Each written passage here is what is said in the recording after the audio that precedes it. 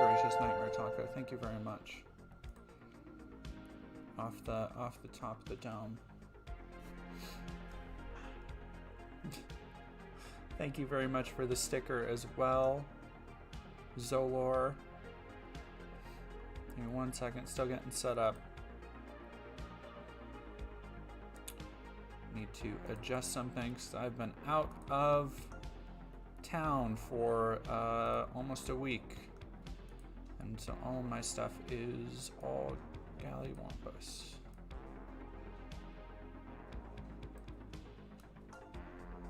There we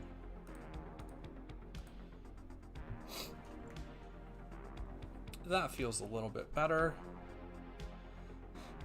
Yeah, it's my Gunzilla. It's actually the Quake 2 Super Shotgun, because that's like one of my gods. That sticker is from a Godzilla toy I took a picture of.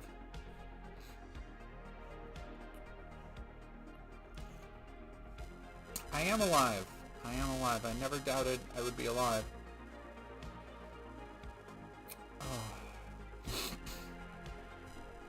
Oh. So let's...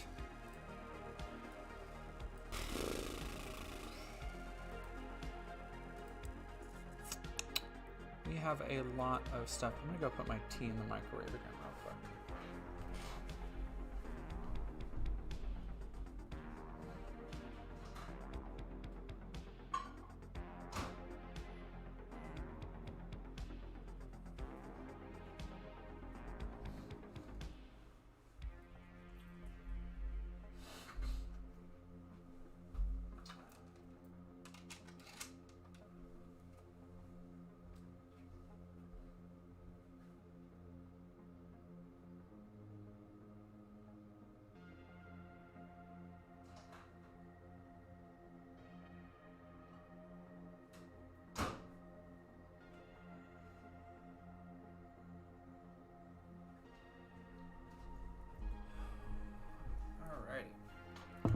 Back.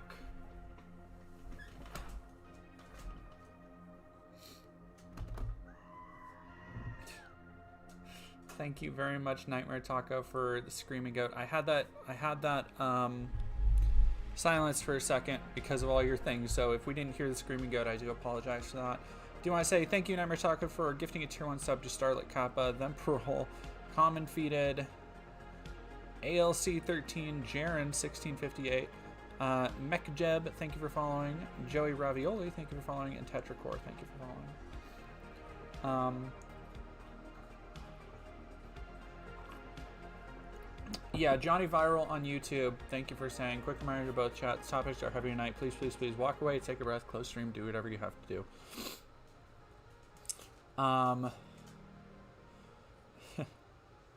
No, you're okay, Nightmare Taco. I thought you said you were done. You promised me you were done until next year. Is it just me or the mic quiet? The mic shouldn't be that quiet, is it?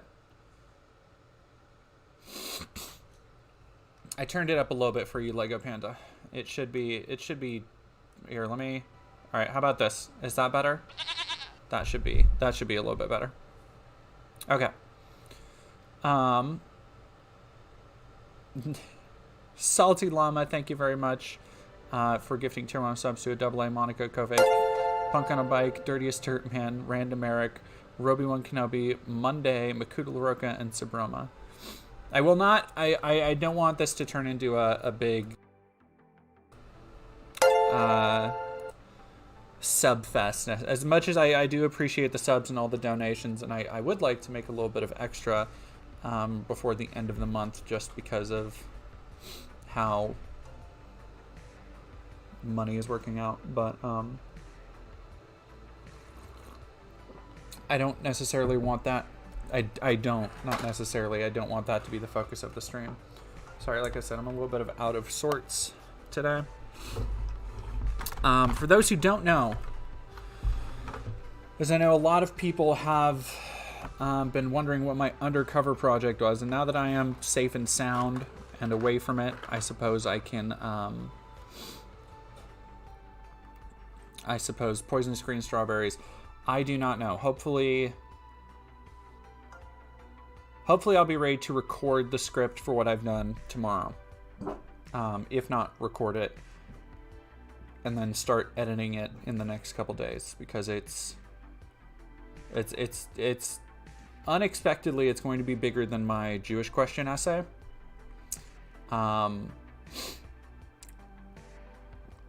It is yeah, it's going to be very big. In fact, I'm cutting it into 2 parts because it's so long.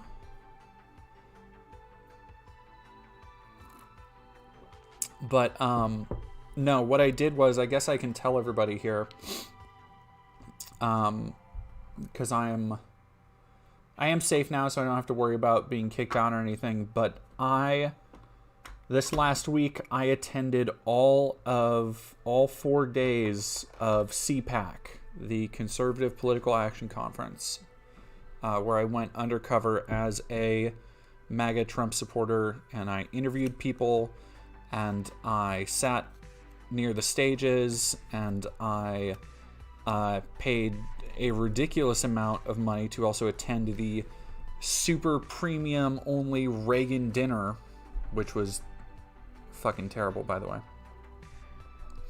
And I've been preparing for this for months, and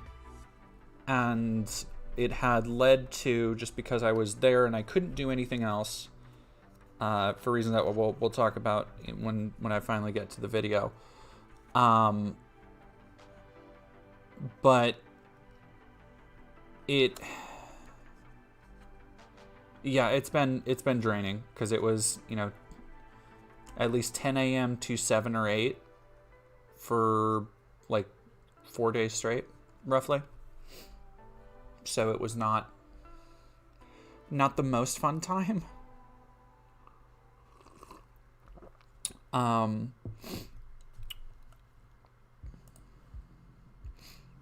Marquise Desaad, how many attendees did you recognize as undercover content creators? None. I didn't recognize any of them. There were journalists there. I ran into Amanda Moore, and I actually got to interview her a little bit as a good closer. Amanda Moore, for those who don't know, she spent about 11 months undercover in online Nazi groups, and then gathered a ton of info and released it all on them. Nightmare Taco, where is the best place to support you? Twitch, YouTube, Patreon, a PO box, whichever is where I will support you from now on.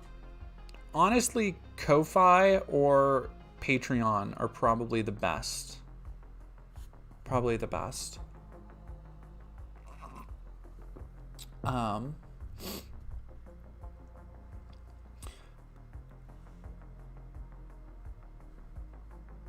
Oh yeah, no, I will, Johnny Viral, okay, so I'm not able to write them off. I am able to write them off, but writing them off does not mean I don't have to pay taxes on them, if that makes sense. That's not how write-offs work, but I can write off, and I will be writing off the Airbnb stay and the, because I live in Washington State, and for this I had to fly over to Washington, D.C., which was my first time ever in Washington, D.C. I'll Skin You, thank you for subscribing for 2 months. Appreciate your work and integrity as a journalist. Hope the day treated you kindly. Today has been better, because today is my first day I got home. And so I've been mostly working on the script all day. And so like I said, because I've been at CPAC for days and days, and basically just doing nothing but nonstop coverage undercover for Takashito, did I meet anyone I've done videos and streams on? Yes. Yeah, tons of people. I got pictures with a lot of people. I got pictures with we just looked at Forgiato Blow.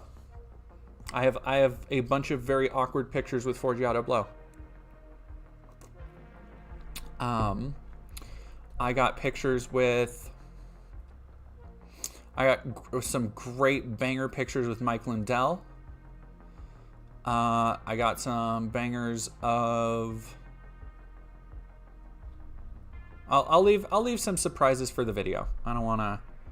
I got one with Sebastian Gorka. That was fun, but I'll leave some surprises for the video. And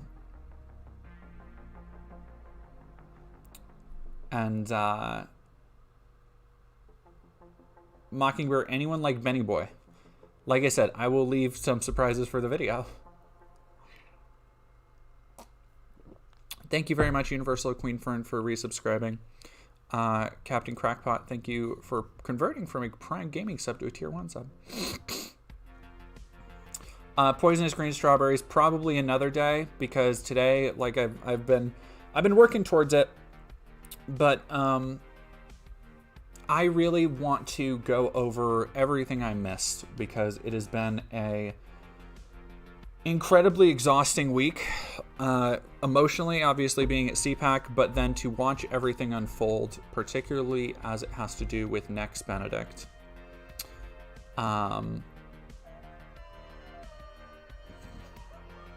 Thank you, Nightmare Taco. Why is, god damn, all right, give me 1 second. I'm gonna try and shut some processes down.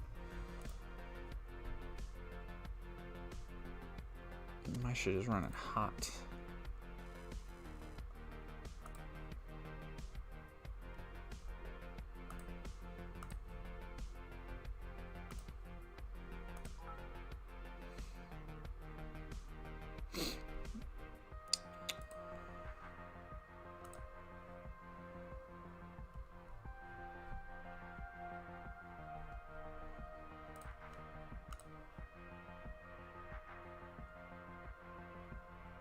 Yeah, I'm really hoping before the end of the year, along with everything else, but I'm really hoping I'll be able to get a proper, like, desktop to, like, stream from that was, you know, made for streaming instead of my computer, which is not made for streaming.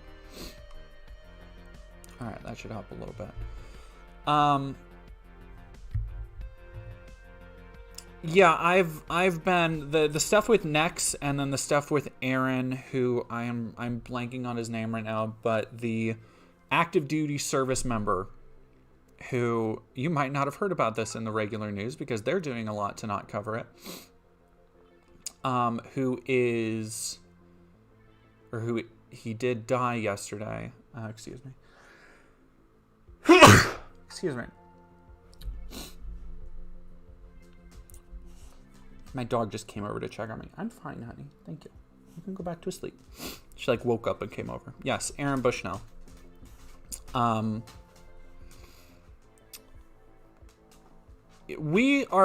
want to warn everybody, because we're gonna go through it tonight. I'm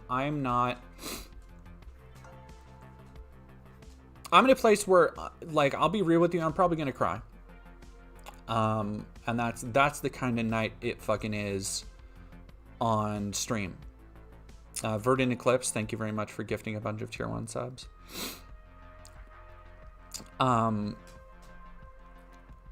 And that's because we're gonna watch a whole bunch of stuff. Stuff that I haven't myself watched before. And I want to really start with Nex, because I've been meaning to talk about Nex and what happened with them for days now. And I haven't, aside from spewing vitriol, if you guys have been following my Twitter, aside from spewing vitriol at Libs of TikTok, I haven't really said much on it. Patrick W. Nobody needs to be banned yet, but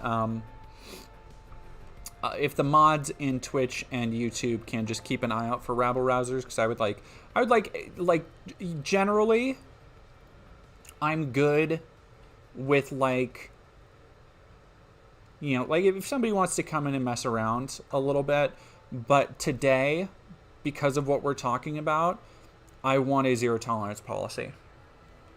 So if somebody comes in and makes a joke about trans people, I just mods absolutely ban them outright. Like I'm not in the mood. Not in the mood.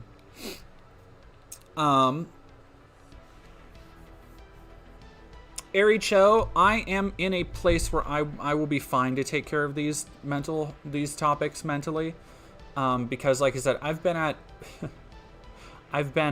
CPAC for 5 days. Like, mentally, I'm fried, dude. Like, I've got,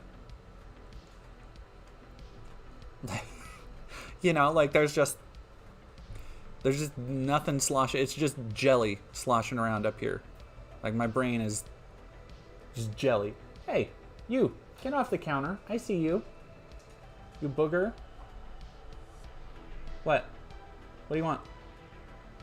What? You got words? Use them.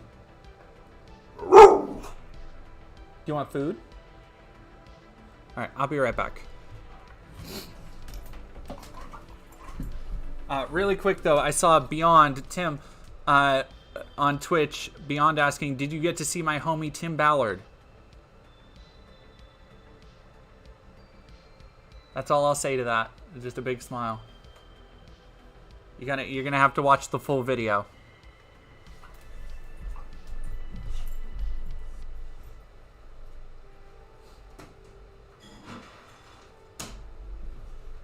There you go. Enjoy.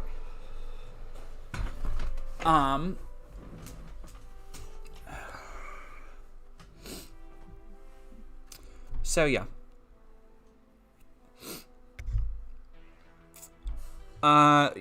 Yeah, I want to talk about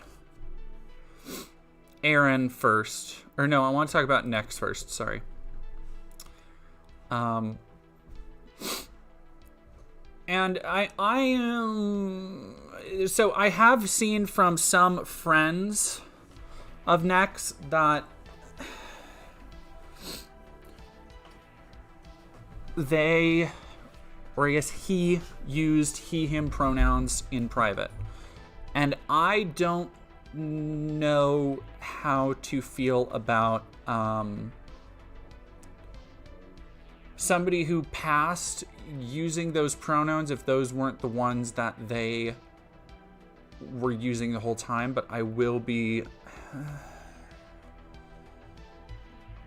I will be referring to them using he, him pronouns.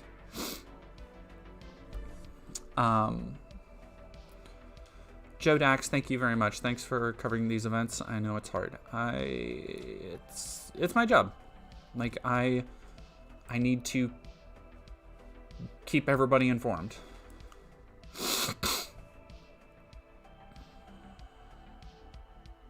Renaru, I get where you're coming from, but I think it's also like posthumously, I think it's an important thing to like stay true to as how they represented themselves to those they trusted the most. Oh, Misfit Satanist, don't worry, we're going back to Palestinian children.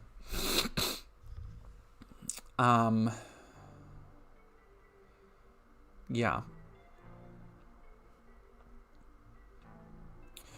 Salty Llama, with the situation revolving around Nex and Chaya, and other things happening, do you think the socio-political landscape is getting worse or is just being brought more to the public eye?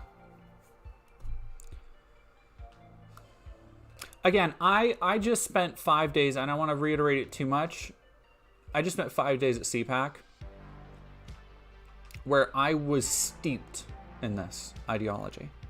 Like literally surrounded by thousands of diehard MAGA supporters. Literal Nazis. And there's a lot of complex feelings I have about these things, but I don't think it's going to get better before it probably gets worse, if that makes sense. Yenzo, am I okay after going to CPAC? I will be okay once I get these 2 videos out on CPAC. Renaru, it was surreal more than scary. Like, I wasn't ever I didn't feel like I was in danger at any point because my disguise was pretty foolproof. But it was surreal. It felt like being in... You know what it felt like? It felt like being in a LARP. Like, where everybody is just, you know, they're talking, like an actual live action role play. Like in the park, like they'll do with, like, armor and shit. Where, like, everybody is talking like they're in a fantasy land. Audio issues.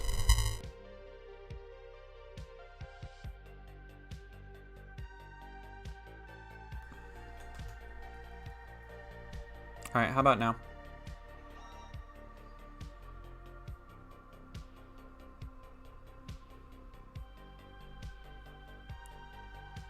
Okay, fixed. Perfect.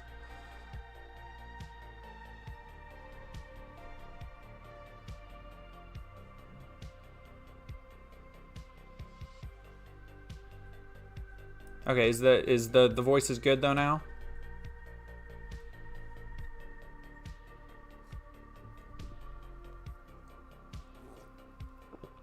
Good. I don't know why. Don't know why it's doing that. But anyway, let's get right into Nex. Yeah, Joe Dax, the Nazis at CPAC looked like Nazi LARPers. They were such fucking dorks. They just walked around for like 3 days, looking like that, by the way. Like, so it's so funny when Matt Schlapp is like, oh, there weren't any Nazis at CPAC. It's like, dude, I kept, like, it wasn't like they showed up for a photo op. They were there all 4 fucking days. Like, they were there. Like, I saw them multiple times. Yeah, so this was the first time I had seen, or this news story was one of the first things I had seen about Nex. And this is from a Pittsburgh LGBTQ blog, so obviously more niche. Slashy, no, we're not talking about Chaya yet. Well, we'll get to Chaya last, because what I want to finish on, and as a slightly, not much, but a slightly lighter note, is, oh, I probably got tons of footage of them. I got so much footage to go through, it's bonkers. As a slightly lighter note, I will be going through Taylor Lorenz's interview with Chaya Raichik to end the day.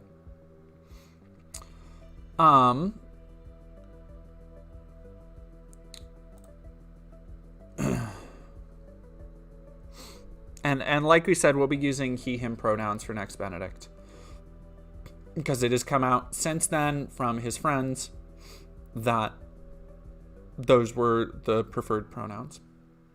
God, I am like so... I feel myself like getting ready to sneeze again. What the hell? Next... Hey! Seriously? What the fuck is going on? Dog?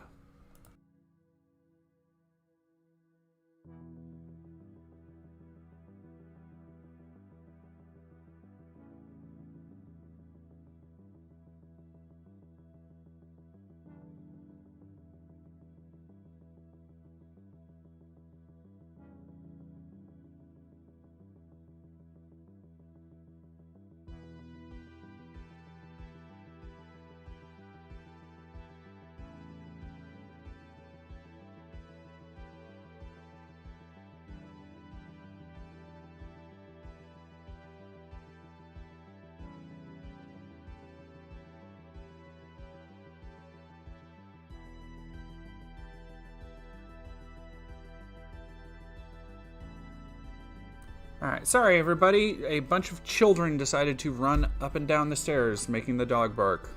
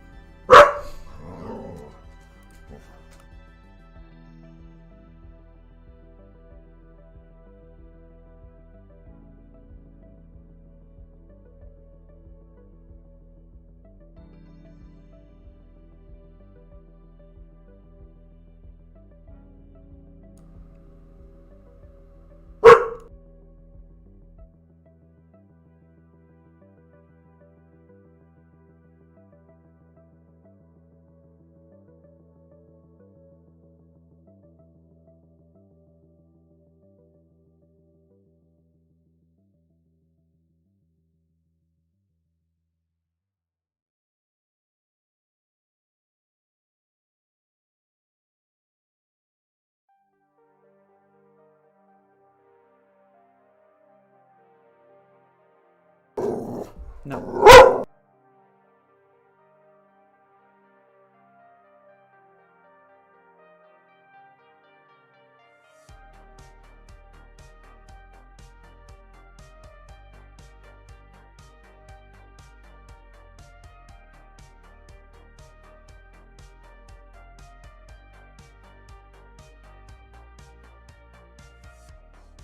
Okay, we should be good now. I'm sorry about that. Like I said, a bunch of children just decided to run up and down the stairs at my apartment, which led to Lady Borking.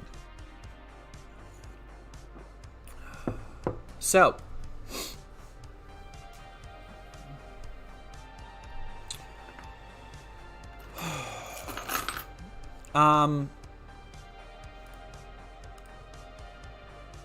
Nex Benedict, 16-year-old non-binary youth living in Oklahoma. They endured a reportedly vicious beating in a high school bathroom of Owasso High School.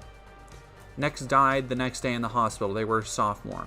This was February 7th and 8th. Last week, Nex was in high school. This week, they were buried.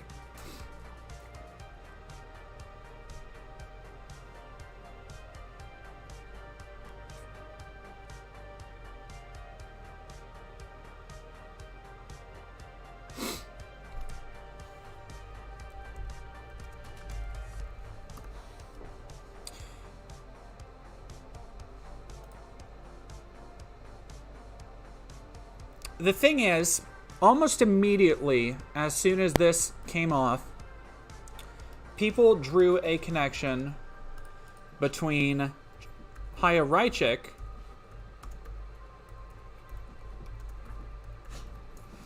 who had reportedly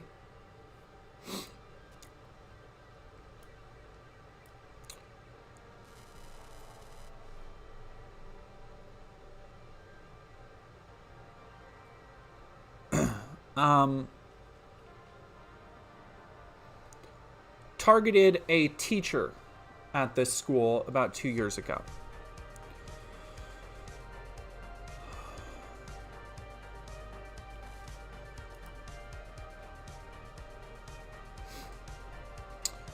And this looks like a pretty good write-up. The Owasso Police Department says Nex's death wasn't a result of trauma, but Sue Benedict, Nex's mother, has described the statement as a cover-up meant to pacify the public. Furthermore, the officer responsible for writing and releasing the statement, Lieutenant Nick Boatman, clarified to one reporter that the medical examiner never explicitly stated that Nex, quote, did not die as a result of the fight. And I'll be right back. I'm sorry again.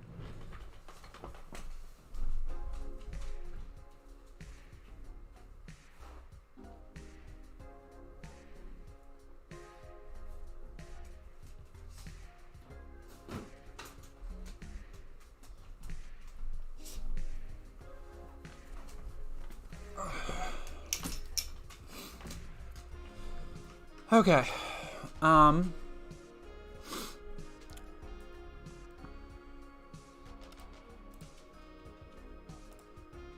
The thing is, there are a lot of different things about this, and Chaya Raichik has done her part to say, as soon as that police report came out, by the way, Chaya cited it and said, see, I didn't do anything. I'm basically absolved. Not quite what I want. And we've also heard from a lot of the actual students that go there and knew Nex. Who, I guess, were also interviewed by Taylor Lorenz. Alec, who graduated from Owasso High School not that long ago, but recently moved out of state due to the rising tide of anti-LGBTQ plus sentiments, spoke about the book bans that he saw while he was in school, saying, quote, it was very scary seeing my state erasing the LGBTQ community as a whole. He feels that these bans make it seem as though queer people are, quote, unacceptable and inappropriate just to exist and to learn about. Which is true. Are you fucking kidding me?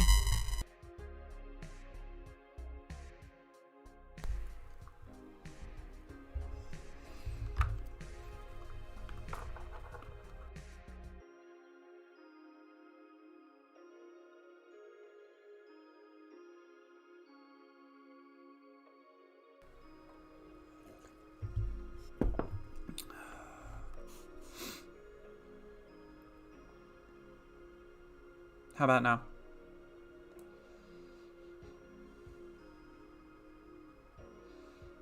It should be better now. Okay. Good. God damn.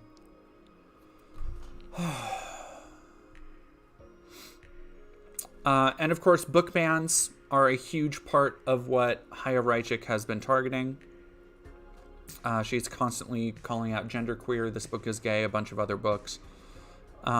Evan Powers, who currently attends Owasso High School and is trans, told Lorenz that he wears a bulletproof backpack to school and that he's, quote, scared to go to school every day. He said that although he wants to do well in school and go to college, the transphobic atmosphere at his school makes it difficult just to attend his classes normally. Other former Owasso students haven't been shy about sharing their experiences online either. Here's from somebody else. As someone who grew up in OPS, I am not shocked by these events at all. I was one of the very first people in my class to come out and had a student verbally harass and threaten to beat me in front of a teacher, and the teacher sat back and watched. Not to mention the teachers there love to use gay marriage as a debate topic because, you know, that's a great idea. I love having to hear all my classmates tell me how disgusting I was, how I didn't deserve love or life. No actual points made in the debate, literally just an excuse to get in a soapbox and rant homophobic shit. Now, there's this is like anecdotal because we can't verify this person was at school, was at the school, but this seems to come from a like this feels so specific that it would be weird if it was made up.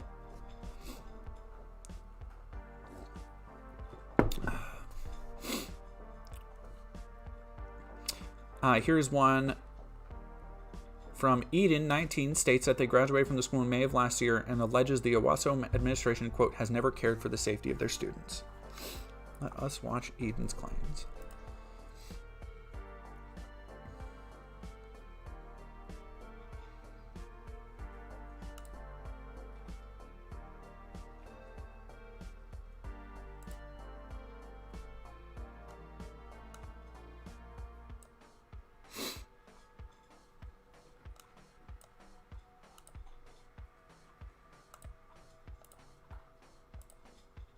The school administration has never cared about the safety of its students. I was out as queer for 4 years and out as trans for 1. My experiences aren't nearly as bad as others. However, I got called slurs almost daily. I was called slurs by a teacher within the school. When the administrators were made aware, they failed to remove me from his class. When I was essayed in the bathroom of the school while being told he was curing me, the administration told me to keep quiet as to not ruin his life. The administration has never cared about its LGBTQ+ students. The murder of Nex is a direct product of their design. And Nex is not the only student who has died due to their negligence. Eli, a 16-year-old junior at Owasso High School, committed suicide on August 5, 2021.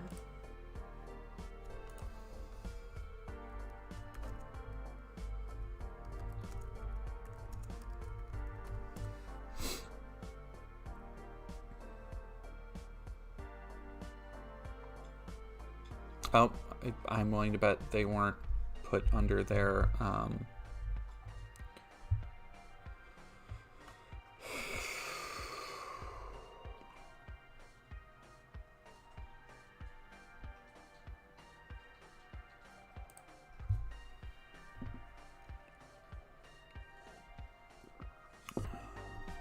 that's this one.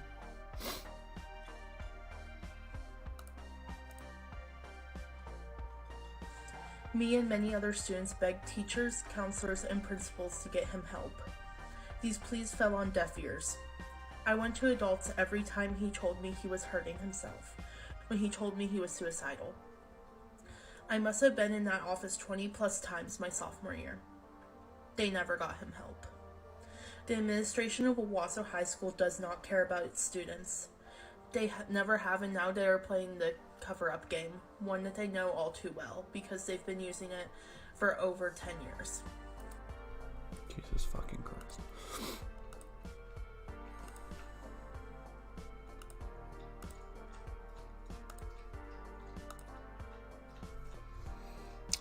Oh, I need to go back to that next.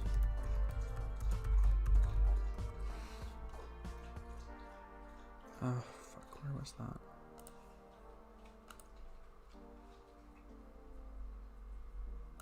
There we go.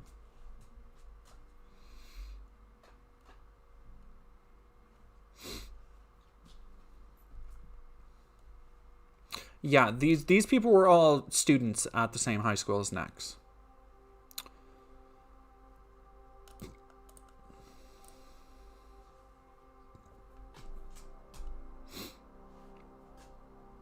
Okay, so here is Eli.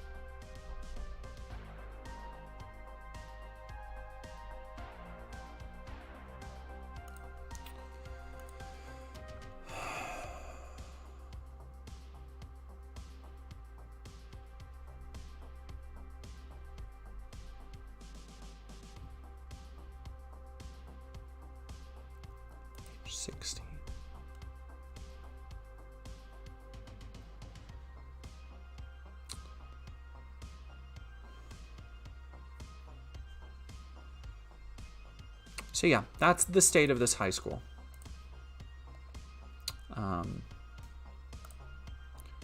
And yeah.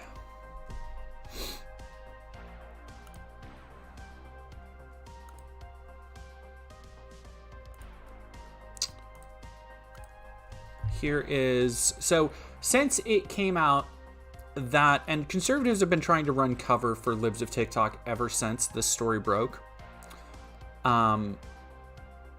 That her, and I want to be clear, people are not saying that Chaya literally inspired this.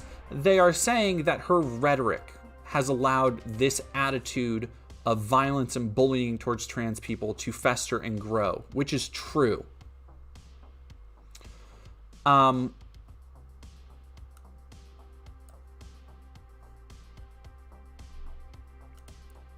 people have, they really like to play games about, especially conservatives love to play games about who's really responsible and is it a mental health issue. And as soon as the police report came out that said, oh, well, we don't know if it was something like this, Chaya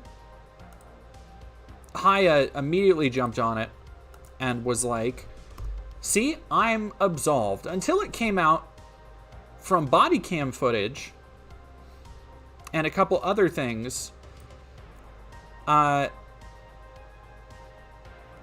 that's not the right one.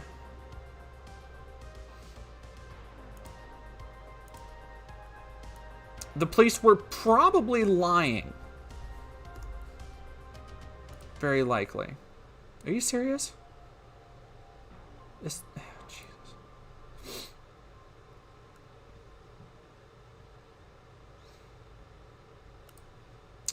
And we are gonna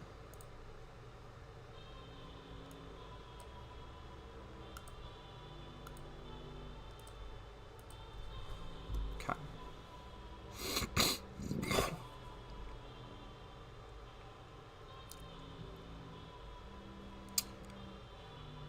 Yeah, no, like I've seen somebody talking about toxicology.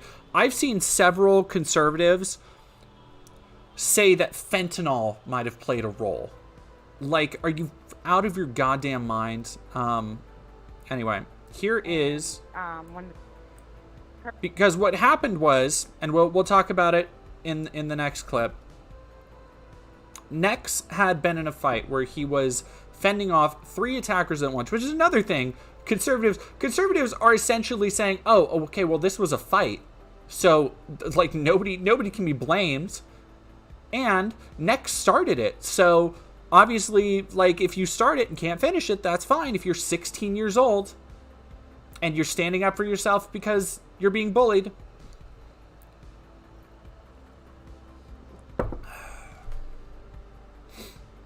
So down from the fire station. I need to get someone, an ambulance here quick, please. Okay, what's My daughter, I don't know what's going around wrong. She's posturing. and this is Sue Benedict, and be nice to Sue Benedict, because Sue has by all accounts tried and continued to use the correct pronouns and understand Nex, and by everything we hear, Nex's parents were very open to trying to learn more and trying to understand his identity. So that is not something that I am not. There was a lot of pain launched at these parents right away when stuff like this came out, because people automatically assumed that they were disrespecting his pronouns on purpose, and that's not the case. So do not take this very panicked recording as an indication of that, please. And her How hands are old in, is and she? she is 16. Okay. She fell at school, or that she got beat up at school yesterday. I took her to the hospital last night, and Officer Thompson was there. I need someone to get a hold of him. He needs to get here quick. She's not doing good at all. I need someone here now. Okay, listen, I have medics on the way. I want to know how her breathing is. She's breathing in, but then her eyes they open, but she's doing like a, like a really quick, and her hands are posturing already. They're rolling in like I don't know if it's from her head injury, because the girls that beat her up knocked her to the ground, and she hit her head on the bathroom floor. And when I got there, the school was like, I think you might need to take her to the hospital. And I'm like, okay. And she kept saying she had a headache. I took her in. This is information I don't need. I need to know and make sure that she's breathing okay and stuff like that. About you yesterday, it doesn't matter to me. You said she's breathing in. She's breathing in, but doing like shallow breaths and then out. Okay. And her eyes are kind of rolling back. Does she take any medication? No. She does at night, yes, but she hasn't had none today. Okay. And does she take any illegal drugs? Not that I care. I just need to know. Okay. No, she does not. No. She doesn't smoke or vape or any of that stuff? She has vaped, yes. Okay. Does she ever get a hold of a vape that has anything in there? Do you think that she could have got a hold of she anything? has not. No. No, ma'am. I'm putting my dogs up right now. Okay, yeah. Put your dogs up. What's your name? My name is Sue Benedict. And what's your phone number?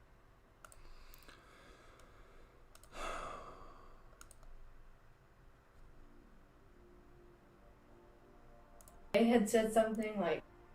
So this is body cam footage from the day before, because after Nex was beaten up and injured, this has been a large point of controversy here, because the school did not call medical personnel.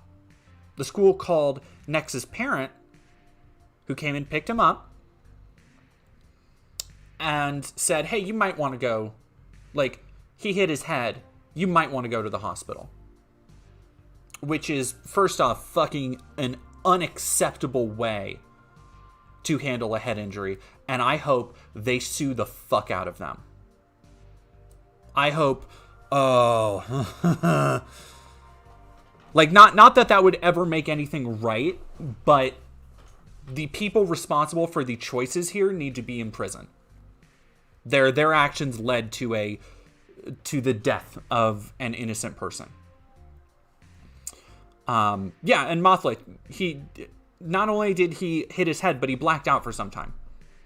Like, it's the entire way this has been handled by police and by the school has been unbelievable to see come out, because it's just these layers of lies and bullshit that keep revealing themselves when things like actual footage comes to light. Footage that you can't say, like, well, that didn't happen, when we have this body cam footage.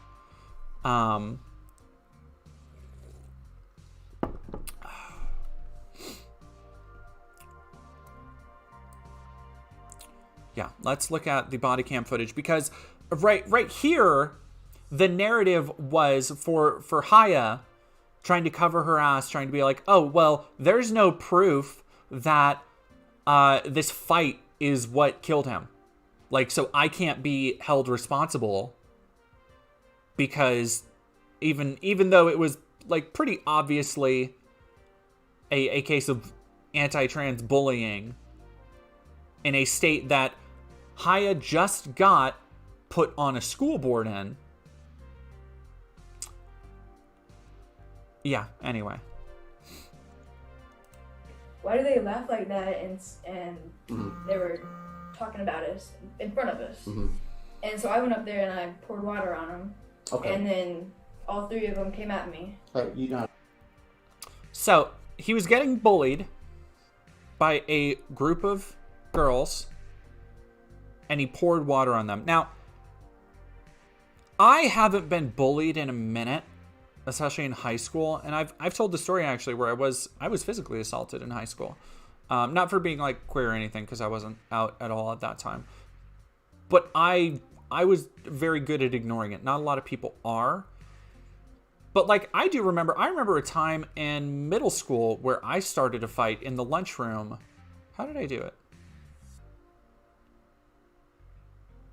I don't remember. Something with fries. I think I poured milk on somebody's fries. But like something very similar. And of course that led to an altercation. So like this on its own is not abnormal. But you wouldn't know that if you looked at the comment sections of the conservatives online trying to clear Chaya's name. Trying to say like, oh, well, he deserved it. Like he was basically asking for a fight. Like, which is the most fucking insane thing I have. Like, it is enraging the lengths that they will go to excuse the death of a child. Because he was trans. Pouring the water. Because I'm trying to get this in my mind so I see, I had a water bottle. Thank you. That's exactly. Where did you get this water? Was it a cup you found? Was it your water bottle? It's my... your daily water bottle you carry around? I think it was a plastic water bottle. Okay, fair enough. Okay, so you squirted them with water, or threw water on, whatever it was. Okay. Then at that point, what happened? They came at me, they grabbed onto my hair, I grabbed onto them, I threw one of them into a paper towel dispenser, and then they got my legs out from under me and got me on the ground and started beating the shit out of me. Okay. And then my friends tried to jump in and help, but I'm not sure, I blacked out. When did this happen today? Around 1. Okay, so around lunchtime? Yeah. Okay. Yeah. So I'm going to follow up, Mom, as far as you're concerned. I'm going to definitely follow up with the school tomorrow morning. Figure out, because, yes, any criminal type action, the school is supposed to give us a call. That's right. So here we already have the school lapsing. They did not only did they not call medical personnel for a student that had passed out, that... Like, make no mistake, there is not a school nurse out there who is qualified to make an assessment on the health of a student that gets knocked out, that has their head hit. Like, this isn't a paper cut. This isn't something that you can look at and be like, oh yeah, well that's, you'll be fine. And not only did they not fulfill their due diligence on that end, they also completely failed to even contact law enforcement for a fight involving 4 people. At least 4 people, because Nex mentioned his friends tried to help. So whether they just got, and I'm not making excuses for them, but I've seen it happen both ways. Either maybe they forgot, maybe there was other things going on. Who knows? But the fact of the matter is, they dropped the ball on this one of not notifying me right away. I told them I wanted something done. Sure. I said, that is assault. She never laid her hands. Now, she did the water, that was wrong. Well, and I'll explain the criminal side of that in just a second. Okay. But as far as the school goes, just for what it's worth. Just I will speak to the school tomorrow. Not that it's going to make it any better, but I'm also going to gather all the information I can from all.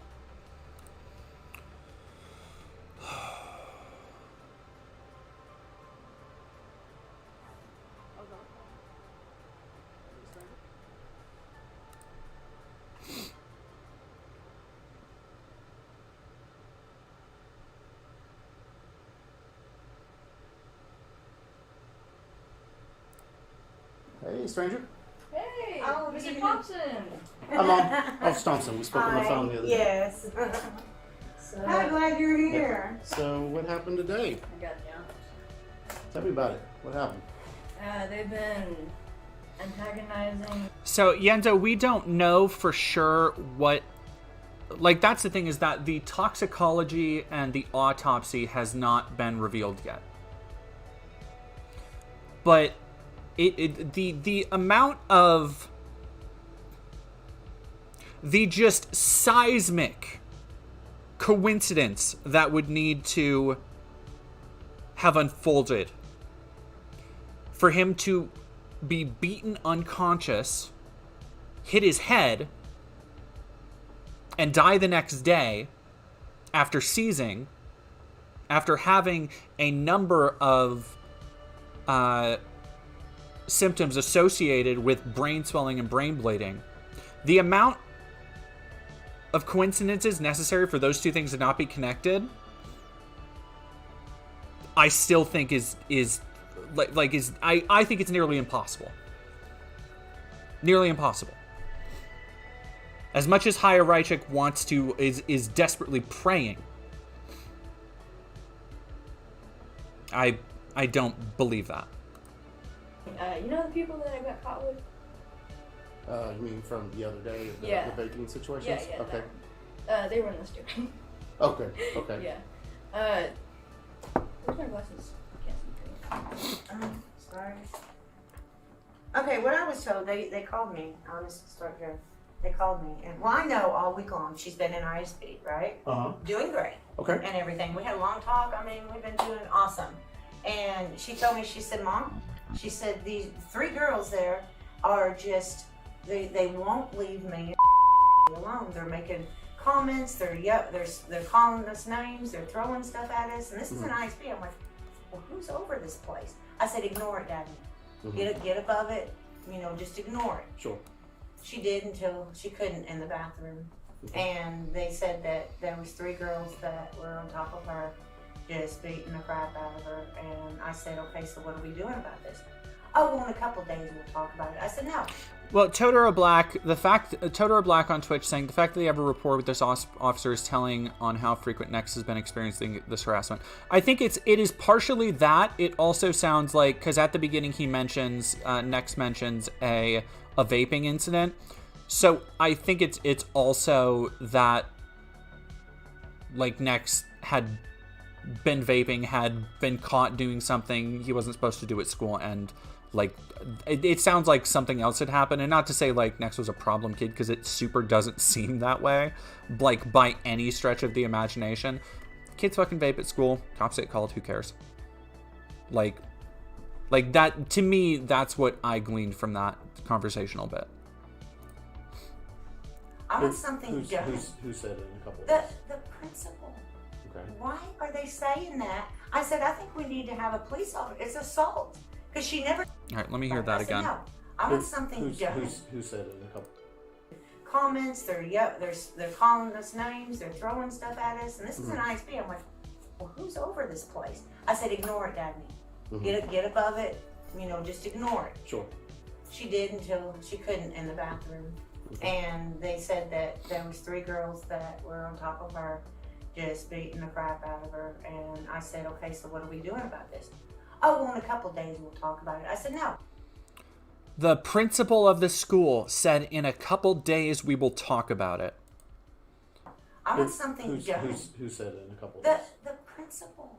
Okay. Why are they saying that? I said, I think we need to have a police officer. It's assault. Well, okay, so Camothesia, they called the cops for vaping, but not for fucking assault. I don't know that. Somebody else has pointed out, Renaroo said this officer is in the school during the week, though I assume that's how it was with resource officers. Yeah, this could be a resource officer. Like, I do not know. Like, so don't jump to any conclusions on that. I don't know. I am giving my read, my interpretation of what I'm hearing. So I would not say, like, I don't know what happened. That's what I inferred. Don't jump to that conclusion necessarily with me. Because she never touched them. She never touched them. Now she did. But based on your understanding.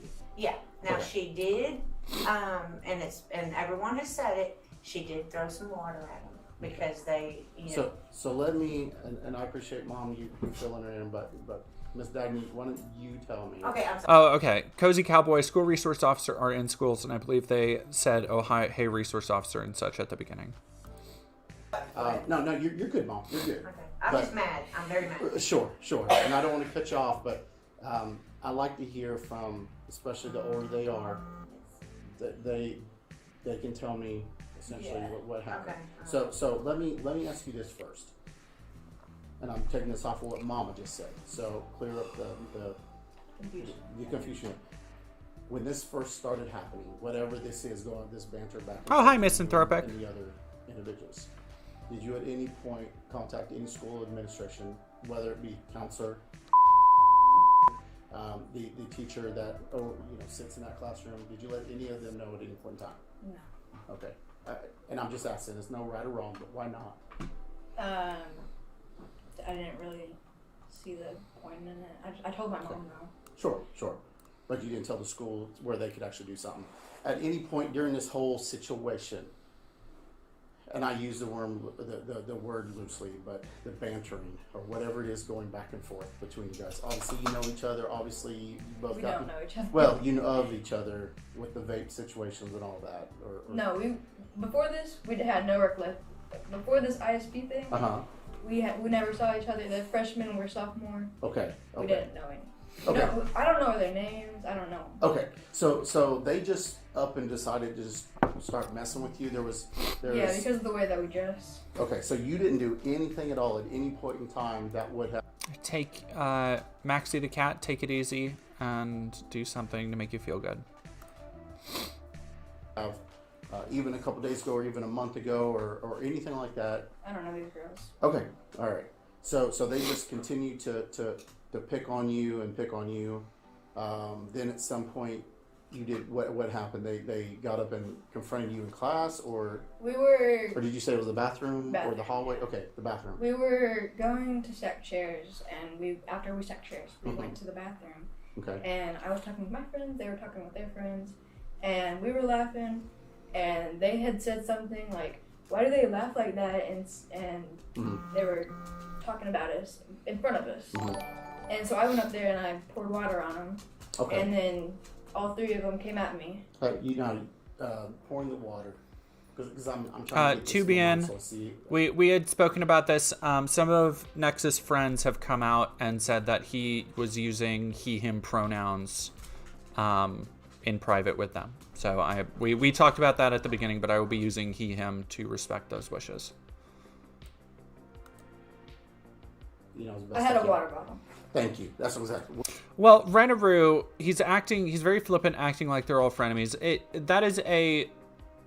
It is easier, more flies with honey than vinegar. Like, it is easier, especially as a school resource officer. Like, you have to understand, at the time, they did not know how serious this was. And, yeah, they should have treated it more seriously. But that is largely on the school for not doing dog. No. I'm not doing this with you right now. That is more on the school for not giving it the due diligence it needed, rather than the resource officer, who is giving it, he's keeping it relaxed but professional. He is getting in a conversational swing where he can learn more about it, which is good training. To approach it from a very friendly conversational standpoint, while not taking any sides, but just like trying to explain, okay, we want to know what's going on, what happened. And I don't think he's brushing him off. I think it's more of a case of he's a school resource officer getting to the bottom of a fight. And if he is a school resource officer, but he's an officer getting to the bottom of a high school fight. Like, how many times has he seen that play out over the course of his career? You know, how many resource officers, how many vice principals and school principals have to, like, break up fights or talk to people? Okay, well, what happened? Walk us through this. Can you like mediate and do all that shit? I remember there, like, fights broke out. I wasn't in a bad school or anything. Fights broke out all the fucking time. That's high school. But for somebody like him, this is just, it's another fight and nothing is going to come of it. And, you know, Nex is going to be fine. Like, he has no reason to believe necessarily that anything deeper is happening. And again, that is on how poorly it was handled by the school itself and not taking those initial steps towards making sure medically everything was okay. Where did you get this water? Was it a cup you found? Was it your water bottle? It's my your daily water bottle you carry around. Okay. It was a plastic water bottle. Okay, fair enough. Okay, so you squirted him with water. Yeah, no, Ketcho, I saw lots of awful fights. I had been in some, like, pretty rough fights in school. Not pretty rough. Yeah, in high school I didn't fight much. In middle school I got in a couple fights. And, like, you know, like, stuff that... like, fights are just, like, kids grabbing at whatever they can and trying to, like, maybe get a hold on somebody to try and flip them over, or punching whatever they can. Like, they're not even, like, UFC matches. Like, it is just kids throwing hands. And a lot of times, either kids throwing hands and defending, or, like, a lot of times, it's reciprocal. Like, each of them get in their licks, they'll probably be fine. When you have 3-on-1, that is an entirely different thing. And especially in a scrimmage like that, like, that's when shit gets really rough. That's the kind of thing that you see in high school football. When kids get really messed up. Like, when they break bones, when something really goes wrong, is when they get caught between multiple people. Because everybody is going in a different direction. And something just snaps. Or threw water on whatever it was. Okay. Then at that point, what happened? They came at me. They grabbed onto my hair. I grabbed onto them. I threw one of them into a paper towel dispenser, and then they got my legs out from under me and got me on the ground, started beating the shit out of me. Okay. And then my friends tried to jump in and help, but I'm not sure. I blacked out. When did this happen today? Around 1. Okay, so around lunchtime? Yeah. Okay. Yeah. So I'm going to follow up, Mom, as far as you're concerned. I'm going to definitely follow up with the school tomorrow morning. Figure out, because, yes, any criminal type action, the school is supposed to give us a call. That's right. So whether they just got, and I'm not making excuses for them, but I've seen it happen both ways. Either maybe they forgot, maybe there was other things going on, who knows. But the fact of the matter is, they dropped the ball in this one of not notifying me right away. I told them So, I wanted something done. Sure. I said, that is assault. She never laid her hands. Now, she did the water, that was wrong. Well, and I'll explain the criminal side of that in just a second. Okay. But as far as the school goes, just for what it's worth, just I will speak to the school tomorrow. Not that it's going to make it any better, but I'm also going to gather all the information I can from all parties. Okay, so not only talk to you guys, but I'm going to go talk to all the other parties tomorrow as well, and their guardians as well, and all that good stuff. Okay, but yes, typically they're supposed to, but they're human. I know, but if I tell them, why didn't they do it? I don't know. I can't account for I was there, that. I don't know. And they told me I had to wait. But also, Mom, and again, I'm not taking their side or anything. I'm just telling you, just parent to parent kind of thing, adult to adult. Nothing says that you can't pick up the phone either. That's why I did. But I mean, before you being here at the school, hey, 911. I'm at whatever school. I'm at the West Campus. I've asked the school to contact one of the school resource officers. They're not doing it in a timely manner. Dispatch me one out. Then they get on my main side channel. Hey, Officer Thompson, come out, just like right now. Officer Thompson, we've got a student with an altercation, a situation that happened at the West Campus sometime today. Can you go follow up now at the ER? So that'll just get me to the high school that much quicker. Okay. For your preference. You see what I'm Okay, saying? so I should have went ahead and did it. If the school does not want to call, you have every right as a guardian. Okay. I want a police officer. If the school's not going to do it, fine. You take the initiative. You pick up the phone, and you go ahead and call and say, I would like an officer here. Okay. They can't. I will show up. Okay. Okay. So it doesn't matter if it comes through the channel of the school or the channel of the city. Yeah. I will get both feeds. I will be there one way or another. Okay. So just food for thought for the future. Okay. Well, hopefully it doesn't happen again. Well, just anything in life, you know. Yeah. Now, as to the specifics of the criminal crime, okay, this is what I'm going to tell you. Yes, I can technically do a report for the assault and battery, absolutely. Okay, because it's unwanted touching of one individual to another. They put their hands on you, okay, and it was unwanted. I will also tell you, though, that old saying, what's good for the goose is good for the gander, meaning the way the courts are going to look at it is it's a mutual fight. Okay, so both parties are victims, but both parties are also suspects in this. You get what I'm saying? You're offender as well. So I will absolutely do a report. If that's what you want, I can do. Okay, but I'm just letting you know. If the other party wants to do the same thing, she's going to be, the assault will be on her as well. Because she first assaulted. She was the one who initiated it, essentially, because you got freedom of speech. You can do all this all day long. The action of physically, the moment she threw that water, you've now assaulted somebody. You made the first jab. Just because it doesn't make it right, but they defended themselves, quote unquote. You retaliated back. Now we've got this back and forth when both parties had equal opportunity to separate. So that's where I'm saying it's not going to be in the best of light for you, but I can absolutely do that if that's what you like. I'm just telling you, it may not go the direction you want to go. I am not the judge. I'm not the jury. I'm here to just say, this is the facts. This is what's presented. But mom as guardian, because essentially juvenile cannot make that legal decision. If you want to proceed with it, absolutely. I will have you write out a statement. I'll document it, but I'm going to have to do the same thing for them. And if they say that, I'm going to gather their information as well. And based on her own admittance on camera, as well as whenever else, she essentially started it. Yes. You see what I'm saying? So I'm not trying to drag her under the bus or anything like that. I'm just letting you know this is what will probably happen going forward. Yeah. But I can absolutely do that if that's the documentation that you would want through the criminal side. Now, through the school side, the school has their own. It's a zero tolerance, just like the vapes. If all parties involved, everyone gets in trouble. With this one, it's more of we're going to cut down and see what elements mean any kind of specific crime. If she was, when she was first explained to me, hey, I didn't do a dang thing, minding my own business. I went to the bathroom, they followed me in there, and they attacked me. Okay, she's a true victim of assault and battery.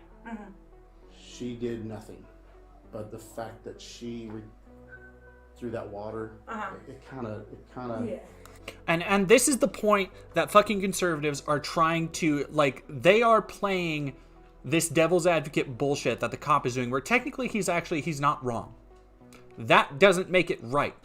And those kids should absolutely be found out for murder if the autopsy very likely comes back that it was responsible for Nex's death. But this is the fucking line that conservatives are at. It's like, oh, well, you threw the water. Like, you were asking for a fight. It's the same, like, bullshit stand your ground mentality of, like, anything you do, no matter how severe, if I can take it as enough of a threat, I am justified in taking your life. Which is the that's part of the modern conservative ethos in America. That's part of the conservative mindset. It is why you see people like, okay, well, I'm just going to carry my gun everywhere. Because if I feel like I'm being threatened by somebody, I'm just going to end them. Because they are taught this paranoia about their fellow person at a constant level that they think this kind of behavior is okay. Kind of puts her Even though she didn't put hands on him? It's still salt and batter. It's salt. The water. The water. You see what I'm saying? If you have not have done that, yeah, absolutely. Victim all day long, and I got you. Mm-hmm. And I still got you. Because I'm here to just put the facts down. Yeah. I'm not here to, but I'm just telling you, this is a good chance of the direction it will go when it goes to the ADA or when it goes to the judges. They're going to look at it and say, okay, let's break it down piece by piece, element by element. Punk on a bike. Nex was sent to the hospital. His mom brought him to the hospital because he was knocked unconscious and hit his head during the fight, and the school did nothing. And he complained about headaches later. And the school, just did nothing. Said, oh, you might want to take him to a hospital. And that's why they're at the hospital. Who actually started the situation? Running the mouth is freedom of speech. Yeah. Unfortunately. You can say mean, hurtful things all day long. Mm-hmm. And you got to let it roll off your shoulder. The moment someone retaliates or does something physically, mm-hmm. or a directive threat, verbally, now you have something. Throwing that water on there, just because it's water doesn't make it any better. It could have been urine. It could have been paint. It could have been anything. What about, because there was 3 of them, and she only threw water on one? Doesn't matter. I mean, it matters for the school. The school's going to everyone's going to be disciplined. That everybody that went in there, everyone that was in her group, everybody that was in the other group. It doesn't matter if there's 30 of them fighting. They're all going to be disciplined in the school. From a criminal side of things, it doesn't make it, okay, you had 3 versus 1. It doesn't matter. What matters is who started it. And how bad of a situation, was there weapons involved, was there not, things like that, okay? But the biggest part is the fact that it's a mutual fight, so they all are victims, but they're all suspects. But she's in a little bit more of a situation because she's the one who started it by throwing a object or an item onto another individual, starting the incident. She's the one who started the domino effect. Yeah. If she had never done that, and I'm not blaming you, if you had not have done that, we may not even be here. Or they would have went ahead and did their thing too. Pink guy, do you have the other 2 body cam security footage videos? Because I will watch them. I just don't know where to find them. You know, okay, now again, hey, I was in the bathroom with my friends minding my own business. They started yapping. We started yapping, but nothing happened. Then they threw us in the wall. Okay, now I have again, a true victim. Mm-hmm. But again, I'll show you, essentially, shut your mouth.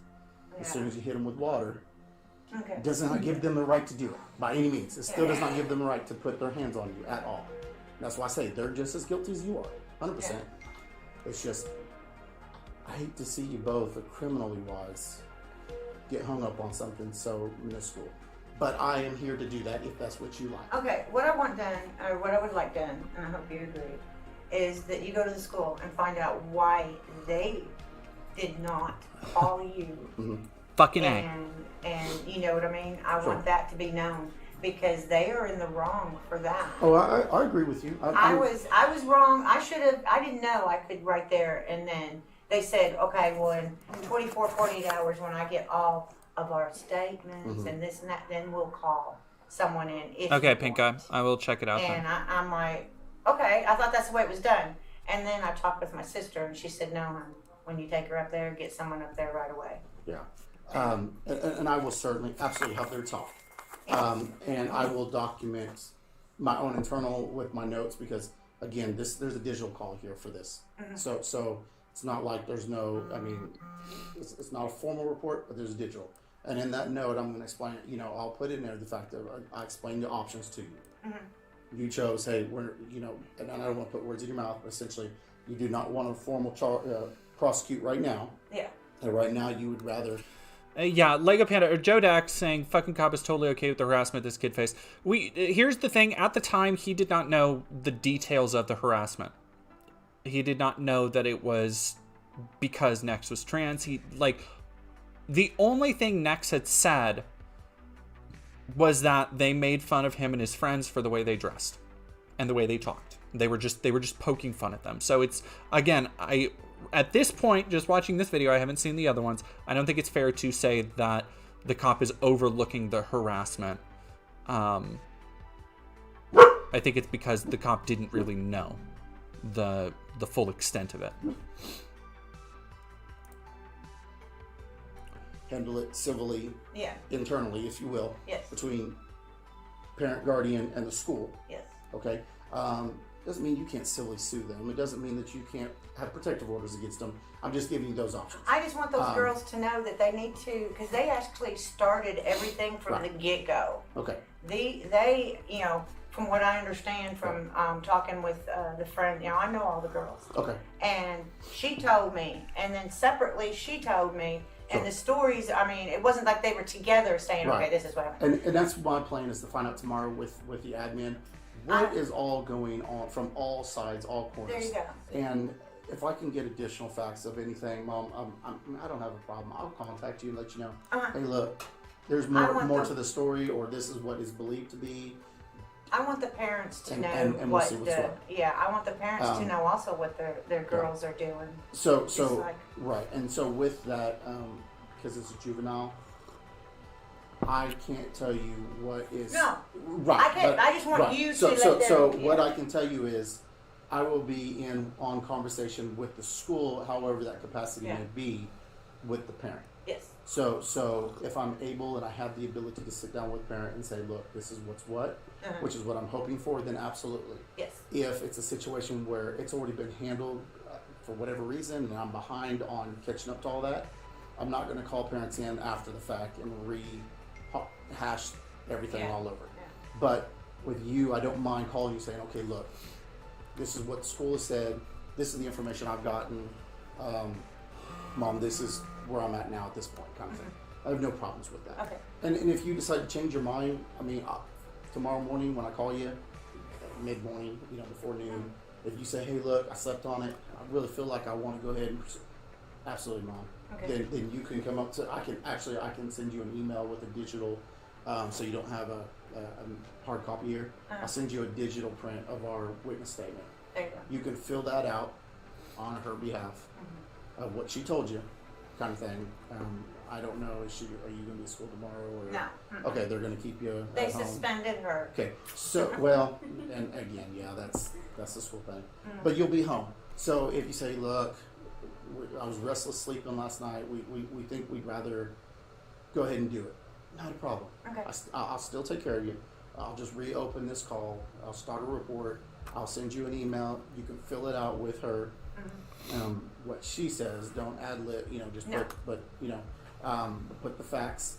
And I will be asking you that when I call you. That'll be the first thing I ask you before I give you additional information. Okay. Because I don't want to sway you one way or another. Yeah. Well, here's additional facts. Ooh, well then this, that, and the other. I would say, Mom, you've had 12 hours of sleep on it. As a guardian, what do you want to do as a parent? You make the decision, kind of thing.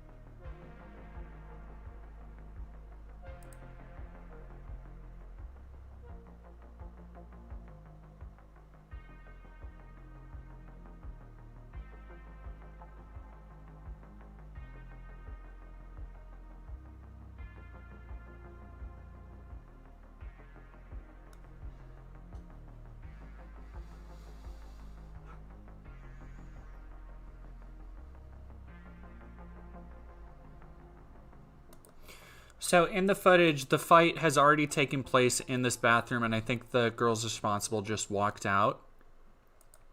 The bathroom is over here in the corner. Yeah, and there's no cameras in bathrooms.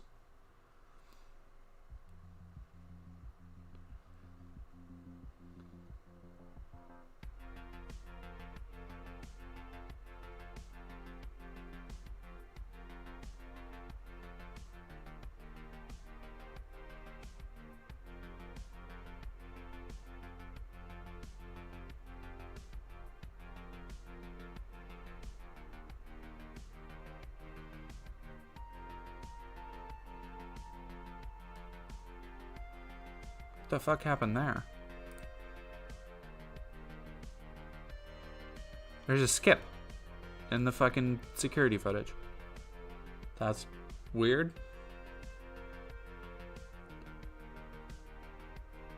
There's no audio, so I wonder why it would skip.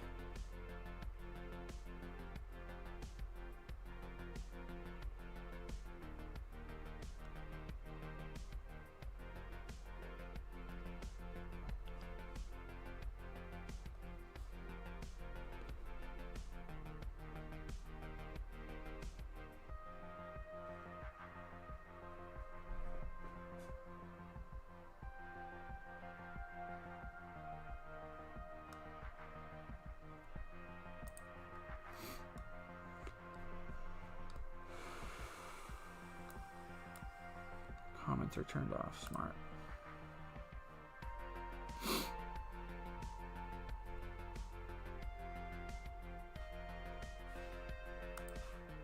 Footage of Nex being escorted by Owasso Public School Security from the school nurse's office to the principal's office, then leaving the school.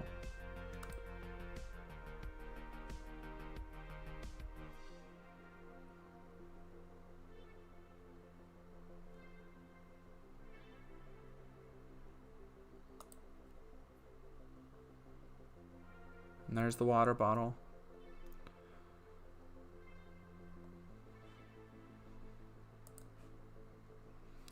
So that is all.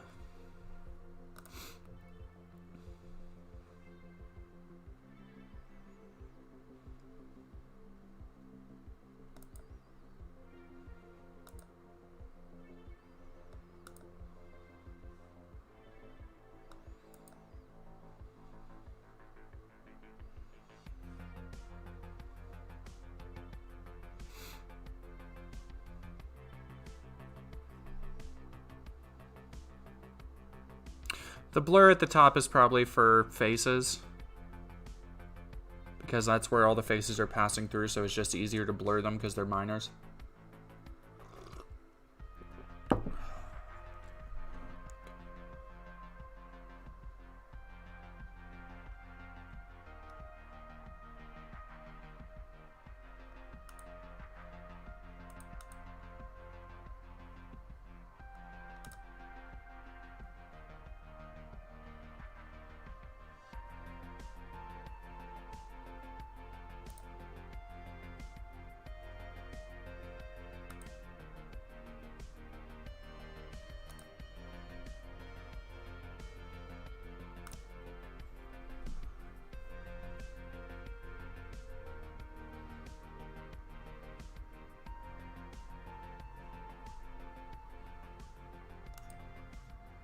So I believe that's Nex right there.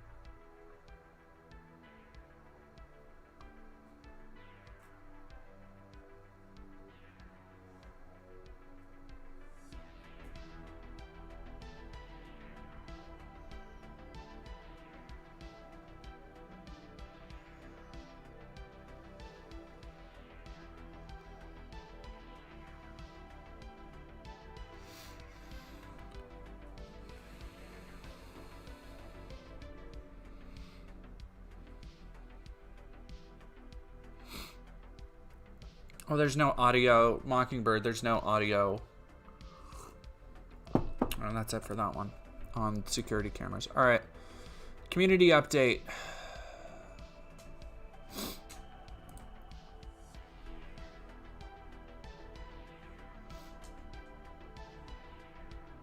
Juvenile, and she has been attacked at school. All right, we How many kids attacked her? okay, so this is the full kit and caboodle. Excuse me? What hospital are you at? Bailey. What school does she go to? Owasso. Which one though? Oh, she goes to the at the West Campus, mid-high. How many kids attacked her? 3. They jumped her in the bathroom. And I'm furious that the school just kind of said, "Come get your kids." Okay, and Fucking- what was your name? Sue Benedict. You said Sue? Sue. Yes, I'm sorry. I'm walking through the hospital right now. That's okay. It's just sometimes it's hard to. Oh yeah, well we'll get to that in a second, Makuta LaRocca. Once we're done with this, we'll talk about the fucking state senator.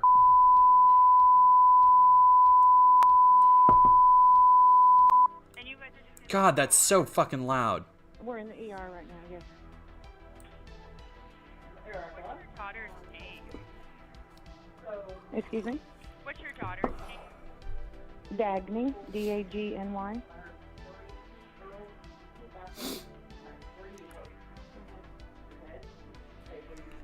And what's her last name? And you can hear in the fucking background, you can hear Nex talking about what hurts my head, and the school nurse asking your head, or no, not even the school nurse. This is at the fucking hospital. Benedict. It's what? I'm sorry. Excuse me? What's her last name? Benedict, the same as mine. Okay.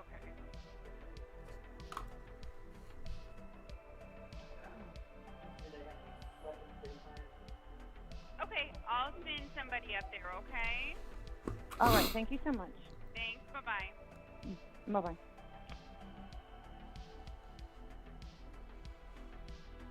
Initial report of the incident.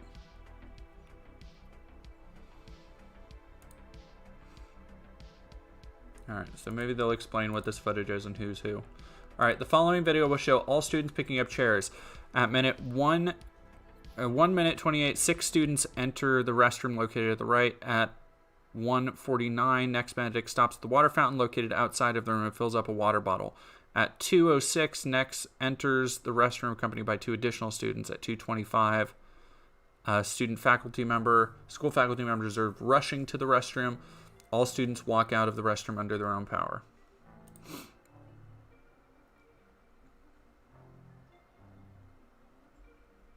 All right, so Nex should be over here then, filling up the water bottle.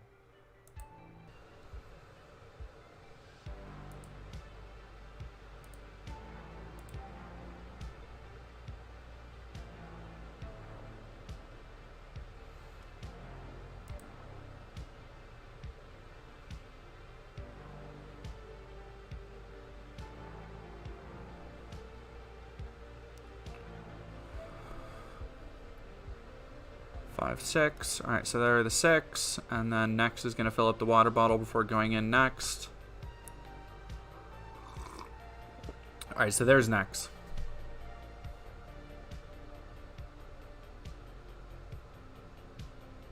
Right here.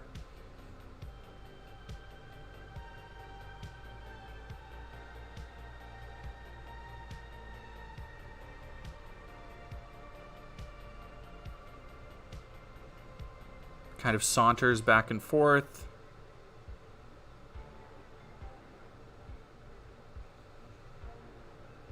And then resource officers come. So we've seen all of this already.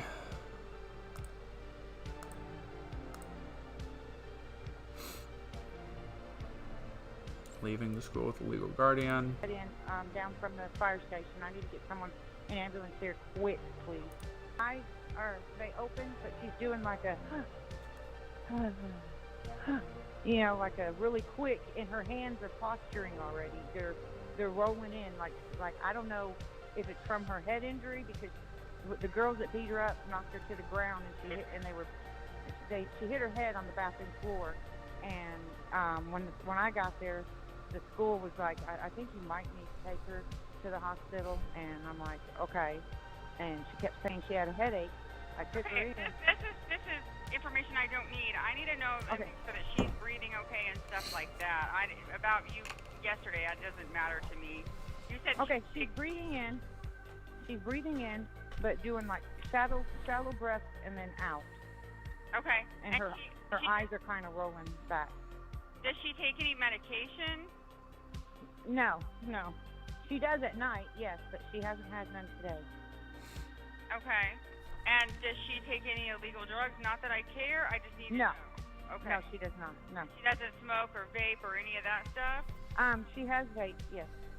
Okay. Does she ever get a hold of a vape that has anything in there? Do you think that she could No, she has not. No. No, ma'am. I'm putting my dogs up right now. Okay, yeah. Put your dogs up. What's your name? My name is Sue Benedict. And what's your phone number?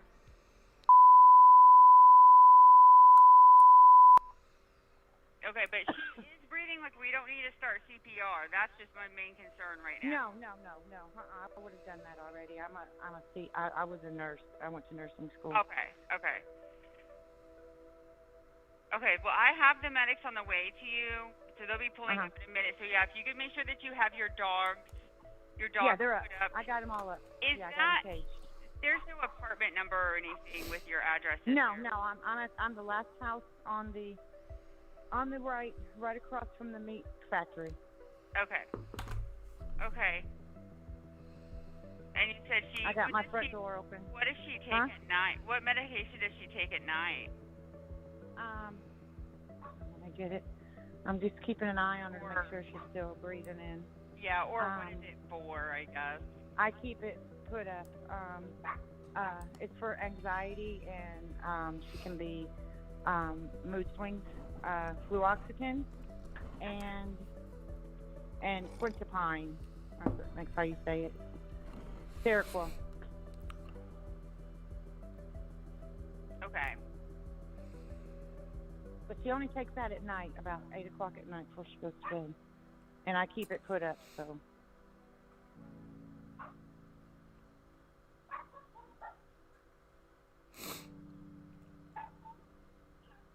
Okay, I hear sirens. I got my front door open.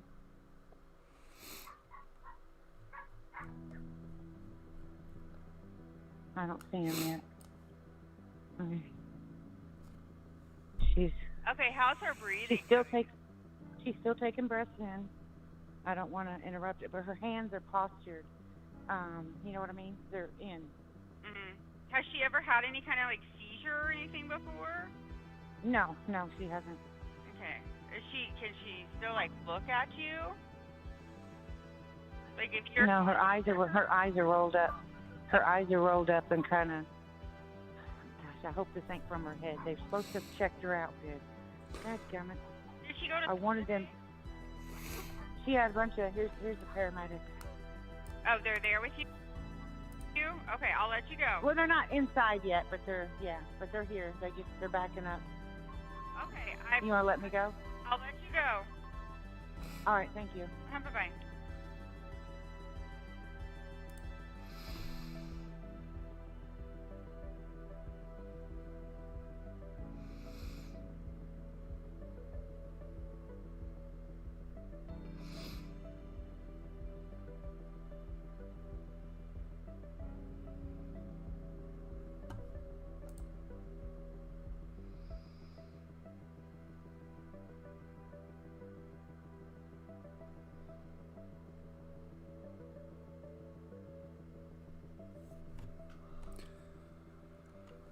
So, after everything with Nex has happened and Chaya Raichik went on the defensive,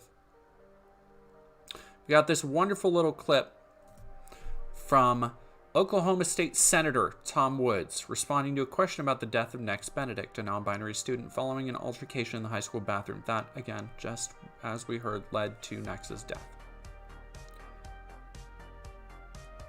Year-old died after being beaten in a Wausau high school. What do you think of that? They were targeted because of some of these bills and some of the things that Ron Walters has said. No, that's not. That's horrible. That is horrible that anybody is beaten up and died. That is. I don't know about that case, but I promise you I will check into it. I'm being told time's up. Live mic. So my time's up, but I want to say one thing as an educator. As an educator, I took the oath to educate students, not indoctrinate them. And I'll always take that stand. We're there to educate our students, love them, nurture, and help them to be successful. My heart goes out to that scenario if that is the case. But we represent a constituency. We're a Republican state, supermajority in the House and Senate. I represent a constituency that doesn't want that filth in Oklahoma. You know, we are a religious state. We are going to fight to keep that filth out of the state of Oklahoma because we're a Christian state. We're a moral state. We want lower taxes. We want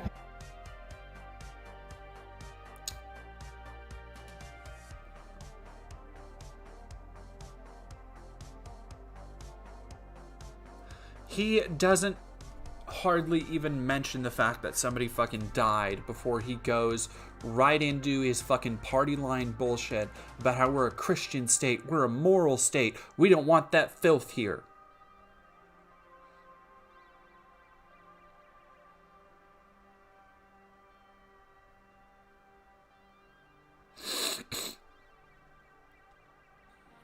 To applause from the audience.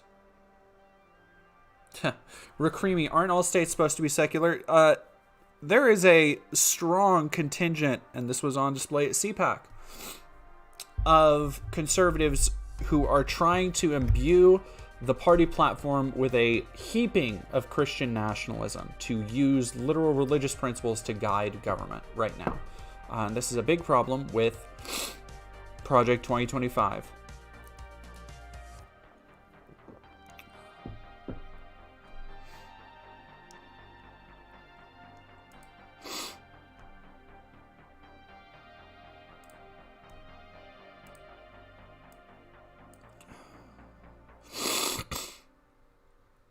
Yeah, graded A is on Twitch, basically what he's saying. It's terrible they died, but we don't want them in the first place, so fuck them. Yeah.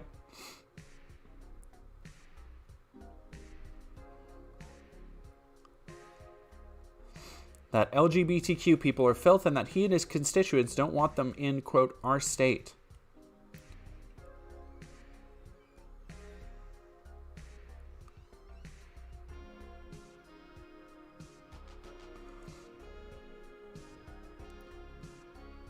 My second question is, why does the legislature have such an obsession with the LGBTQ citizens of Oklahoma and what people do in their personal lives and how they raise their children? Is there a reason why you won't answer about the 50 bills targeting the LGBTQ community in the state of Oklahoma? If you're ashamed of those bills, they shouldn't be there.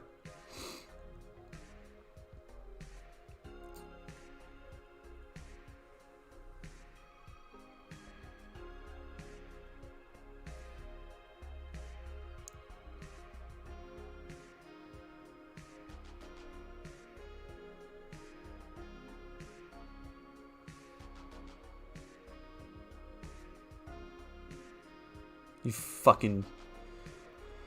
How you live your life personally, that's between you and God. I have no judgment in that. But what goes through our public schools, I will fall back on my faith, Hardin said. I want to make sure that at least the children in our public schools have that faith. So you want, like, just literally Christian theocracy.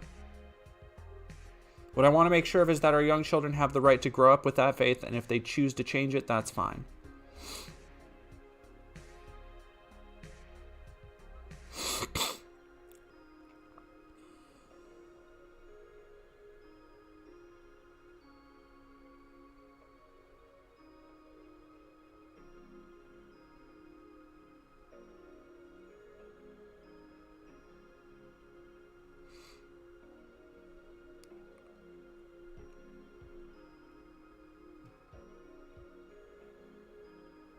When asked what he thought of Woods' characterization of LGBTQ plus individuals as filth, Pemberton said no comment. After the forum, Woods reiterated his stance on the matter. Quote, I support my constituency, and like I said, we're a Christian state. We are tired of having that shoved down our throat at every turn. I'll let my words speak for themselves, but that is my statement. I stand behind it. I stand behind the Republican Party values, and that's my statement. That shoved down their throats bullshit is exactly the garbage that Libs of TikTok fucking stands for, by the way. Like, that is the bullshit that Chaya Raichik continues to spread.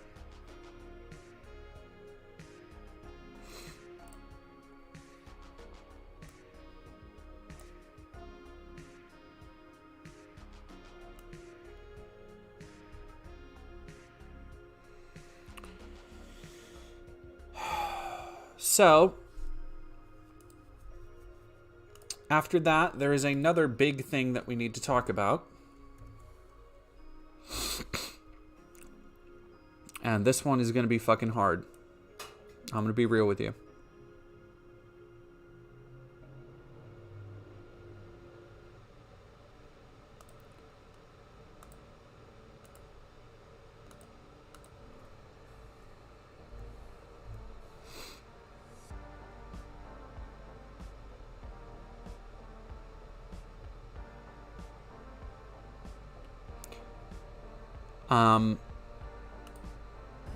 I am an active...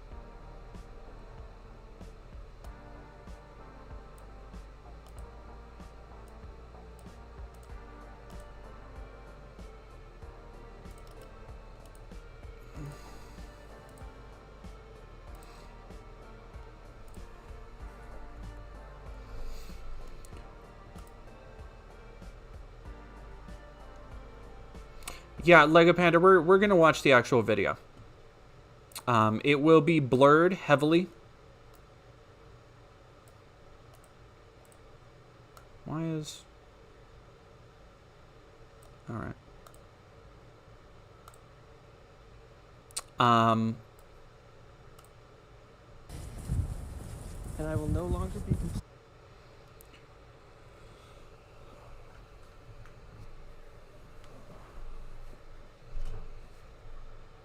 And the reason that I think it is important to watch this, because you guys know I don't do gore, I don't do violent shit, but the entire point of the protest is the fortitude of the act itself.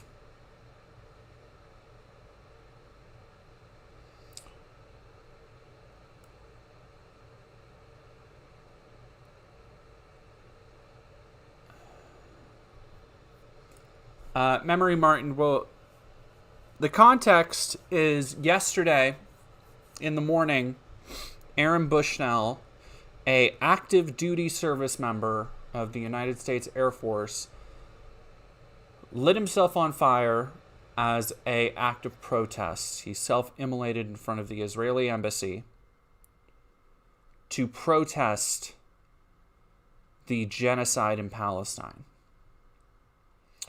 And as we will get into, the mainstream media is really trying to sweep this one under the fucking rug in a absolutely disgusting way.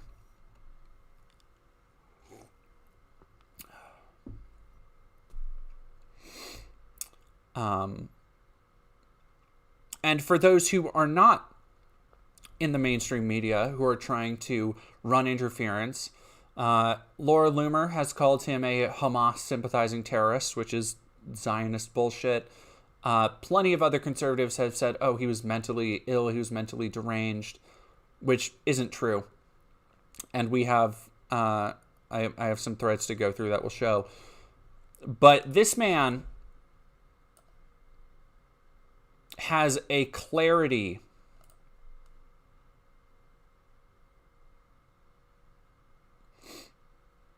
to what he was doing.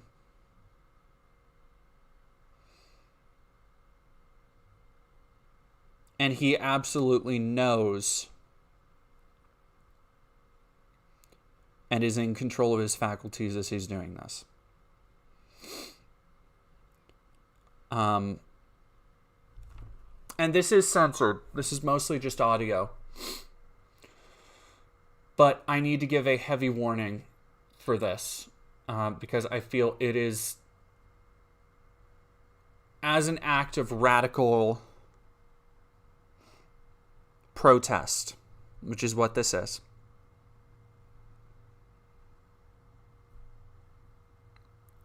It is important to see it. If not its entirety, which I can't show on Twitch, then to at least experience it in some other form.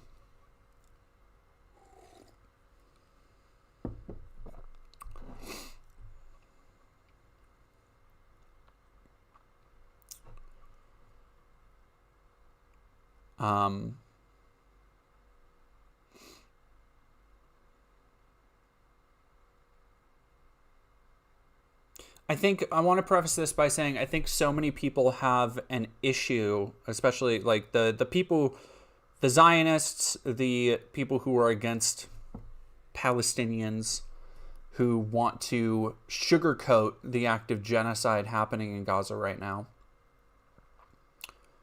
So many people, I think, want to chalk this up to being brainwashed by the media, which is hilarious given how the media is covering this. People want to chalk this up to being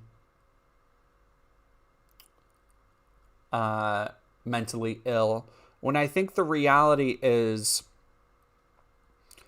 that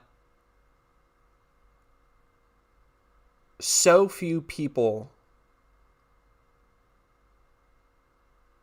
can truly say that they would lay down their lives for something they believe in.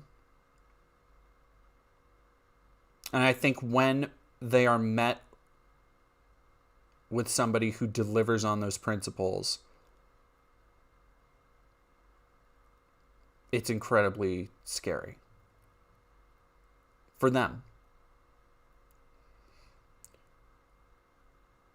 To see somebody, because, you know, everybody says, like, oh, you know, I'll die for my country, I die for the ones I love. And it's easy to say that and think in a hypothetical sense that, you know, I think everybody thinks of it in terms of like Batman, like going down crime alleys, like, oh, you would step in front of your son to save them. But to believe something so wholeheartedly that you would go to the most extreme lengths to draw attention to it, to lay your life on the line, is a level of dedication that I think a lot of people like to think they have, but very few actually do.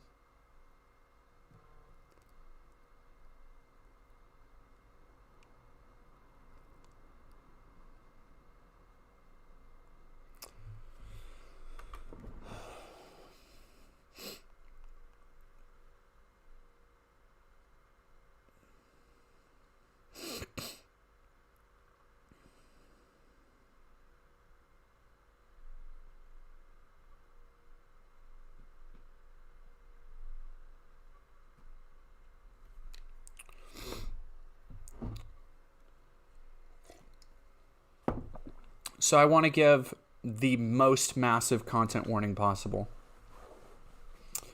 And I will, once I start this video, I will not be pausing it.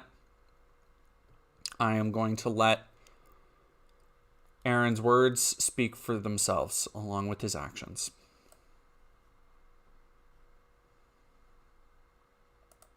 Complicit in genocide. I'm about to engage in an extreme act of protest, but compared to what people have been experiencing in Palestine at the hands of their colonizers, it's not extreme at all. This is what our ruling class has decided will be normal.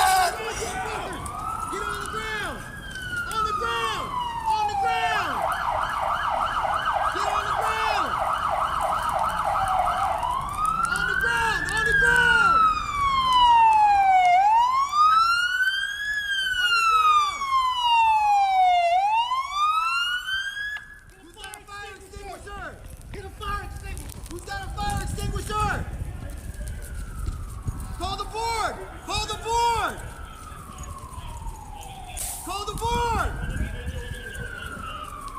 Get me a fire extinguisher! Get the fire extinguisher! Jesus Christ! Hey, get the fire extinguisher! I'll cover you, I'll cover you!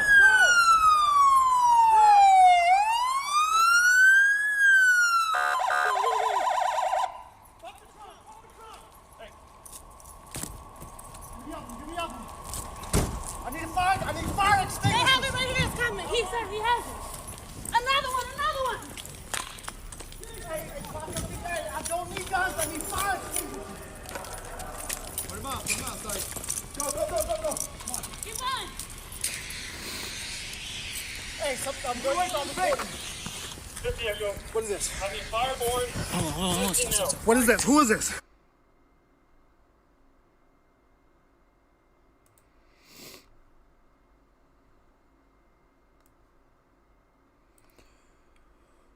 So,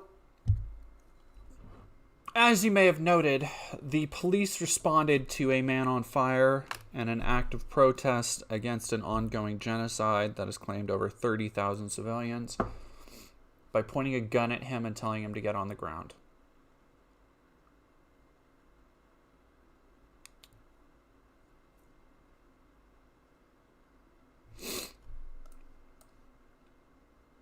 Like what?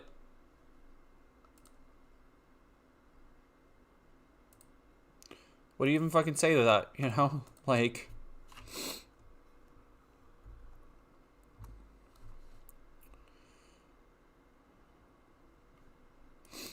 He didn't... Here's the thing. When you do something as radical as that, you fully expect to die. You don't expect to survive. That is what makes him a hero. However, if the police did what everybody is told they do, if they were really the selfless, self-sacrificing heroes, he probably would still be alive. If the police... There are no shortage of ways that you can snuff a flame without hurting yourself too badly. But you gotta be the one willing to lay down on barbed wire and let the other soldiers cross.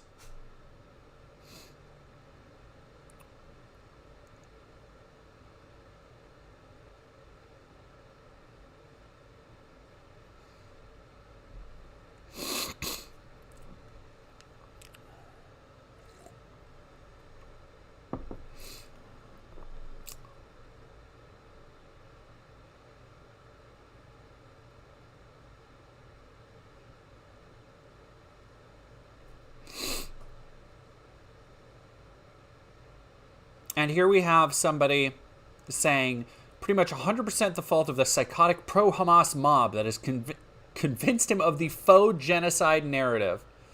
So what's the Palestine death toll at?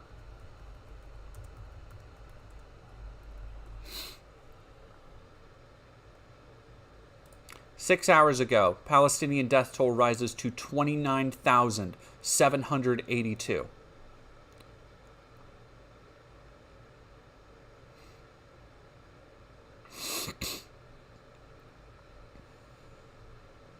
In a separate statement on Monday, the Israeli army confirmed that 5 of its soldiers sustained injuries in the Gaza Strip. 40 dead in Israeli strikes on central Gaza 4 days ago.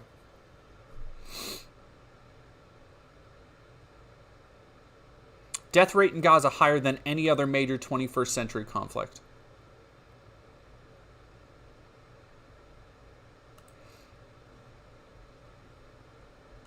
With many more lives at risk from hunger, disease, and cold.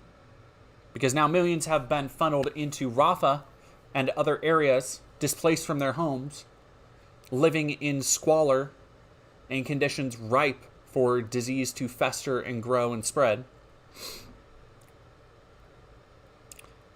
But there's a faux genocide narrative, you see.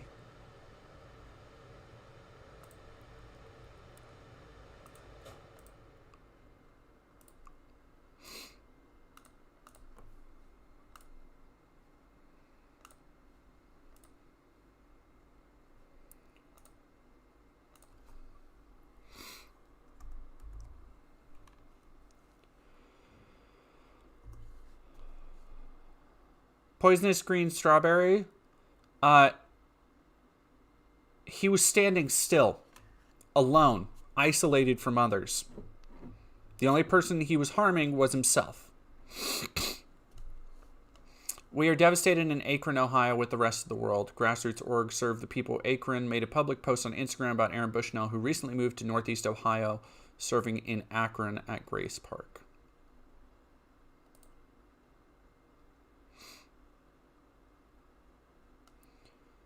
Yesterday, Aaron Bushnell self-immolated in front of the Israeli embassy in Washington, D.C. in protest of the ongoing genocide of the Palestinian people.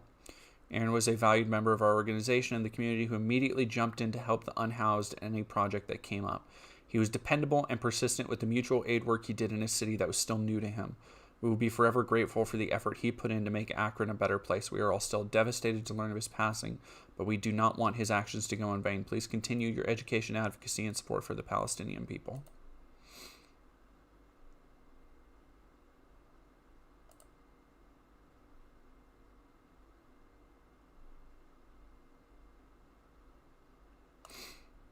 Talia Jane on Twitter has been largely responsible for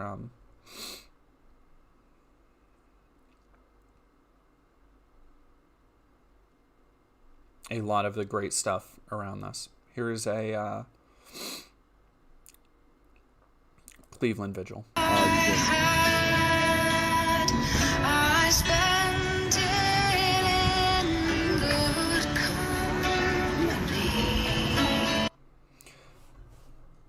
How are you saying he's a hero, Poison Green Strawberries?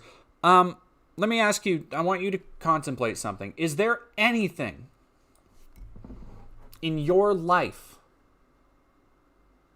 that you think is worth dying for? I want you to ask yourself, do you have the ability to lay down your life to call attention to the deaths of others? If you saw something as evil as what's happening in Palestine, and you had a position that you know would generate headlines, would you be able to take the most extreme action possible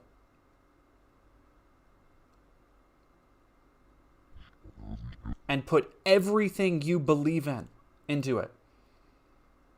To not just live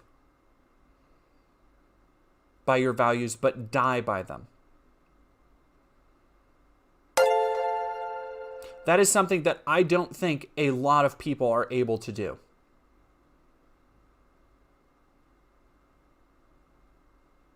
Despite everything that's happened.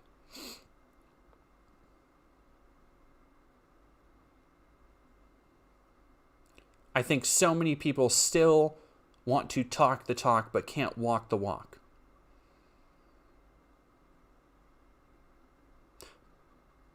But when the ruling class, when media, when they're aided by the power of the internet to get people like Aaron's message out, it becomes something bigger than just one person dying. Because it already is that. But no longer, through actions, radical action like this, no longer can people remain safe and comfortable and insulated by our distance from an ongoing atrocity. Because that's what America really is the only reason so many Americans don't care about Palestine is because we feel we're safe from it. It doesn't directly affect us. It's just another tragedy unfolding in the world, somewhere out there. And it sucks for them, is what the mainstream median American will say. But that's not our problem. Aaron didn't see it that way.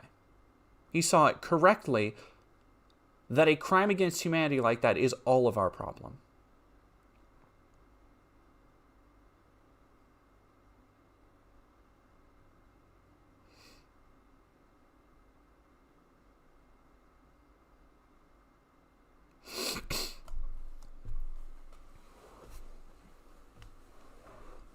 Yeah, Lego Panda, you can come back.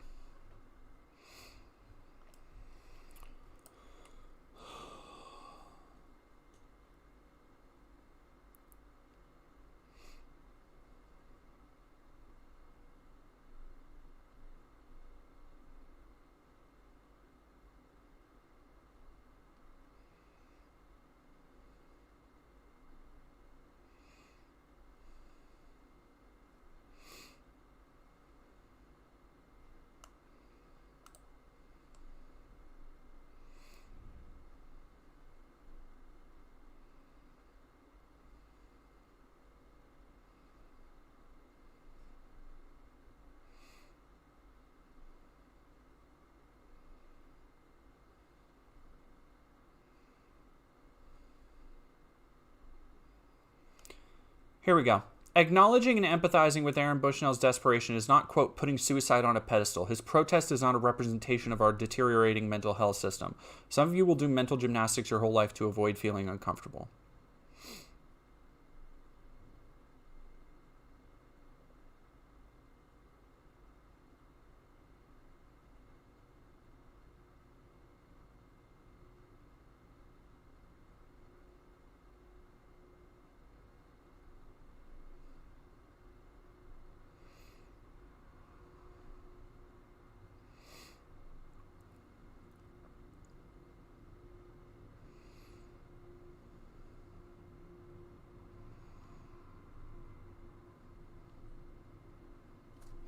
I'm going to look up and see if there's a vigil.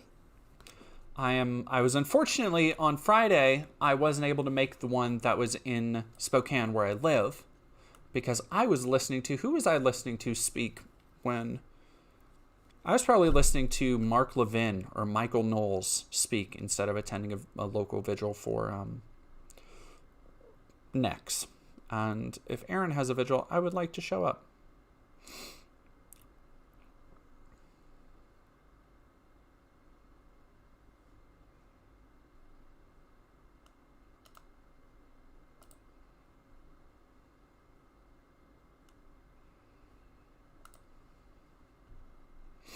Time is one of the few things I've seen actually cover why Aaron killed himself. No, let me look up. That's not.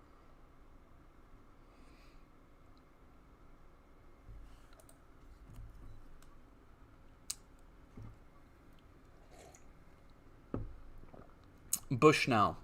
Bushnell.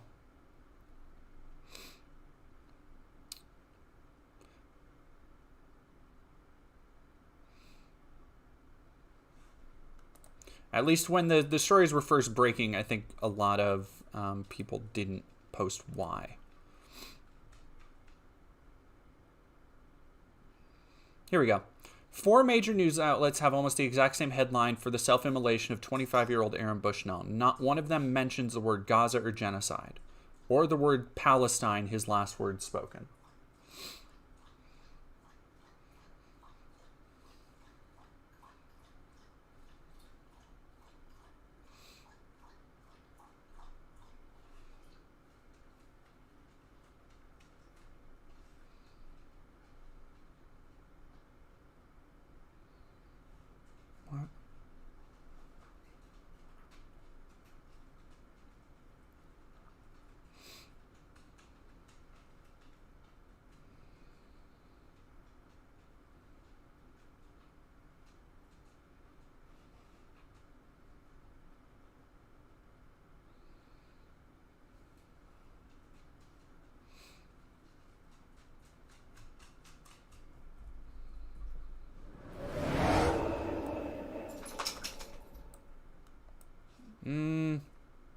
The Raider gaming maybe not appropriate.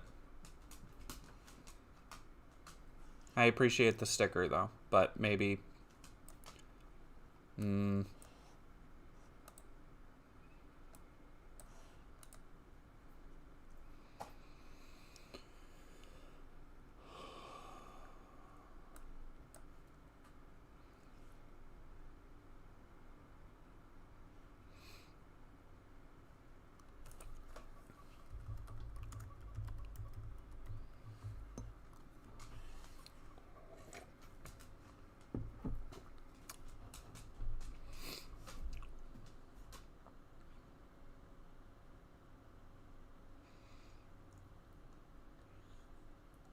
Oh, so it looks like a lot of the fucking media has. In Washington, authorities identified Aaron Bushnell as the person who, on Sunday, set himself on fire. The 25-year-old was an active duty member of the U.S. Air Force.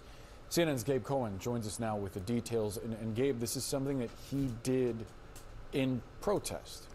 Yeah, that's correct. And we're learning much more about this 25-year-old active duty airman, Aaron Bushnell, as you mentioned. He's from San Antonio, Texas, and he live streamed his actions on Sunday in broad daylight on the streets of D.C. outside the Israeli embassy. We are not going to show that video. It is extremely graphic and disturbing. I have watched the video. I can tell you at the beginning, at the start of it, you can see Bushnell walking up to the embassy on the street in his military fatigues. He's speaking calmly to the camera. I want to read a portion of what he says. He said, quote, "I will no longer be complicit in genocide. I'm about to engage in an extreme act of protest, but compared to what people have been experiencing in Palestine at the hands of their colonizers, it is not extreme at all.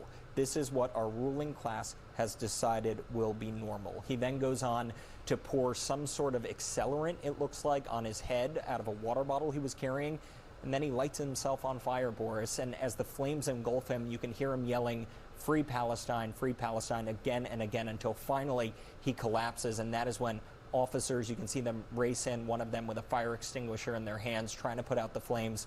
But it takes time, and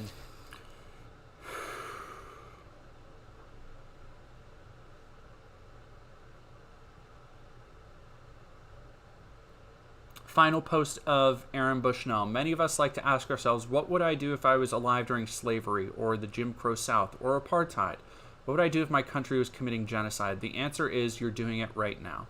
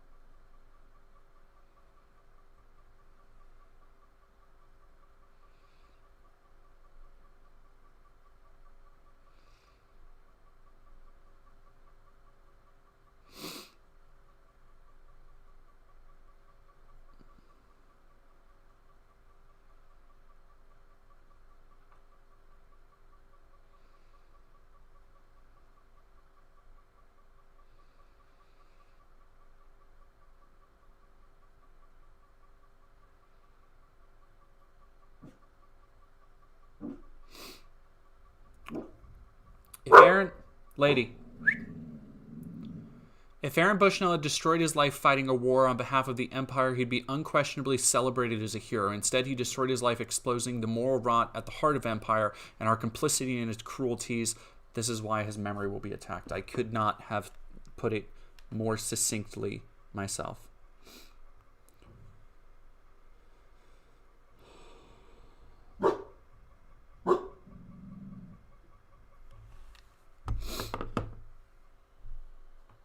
There was one, I can't find the thread, but there was a thread on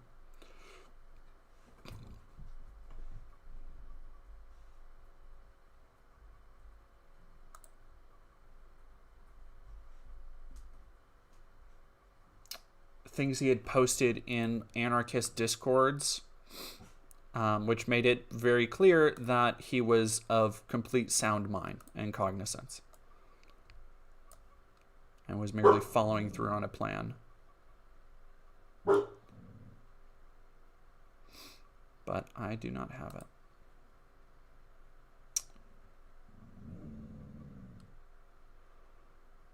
All right.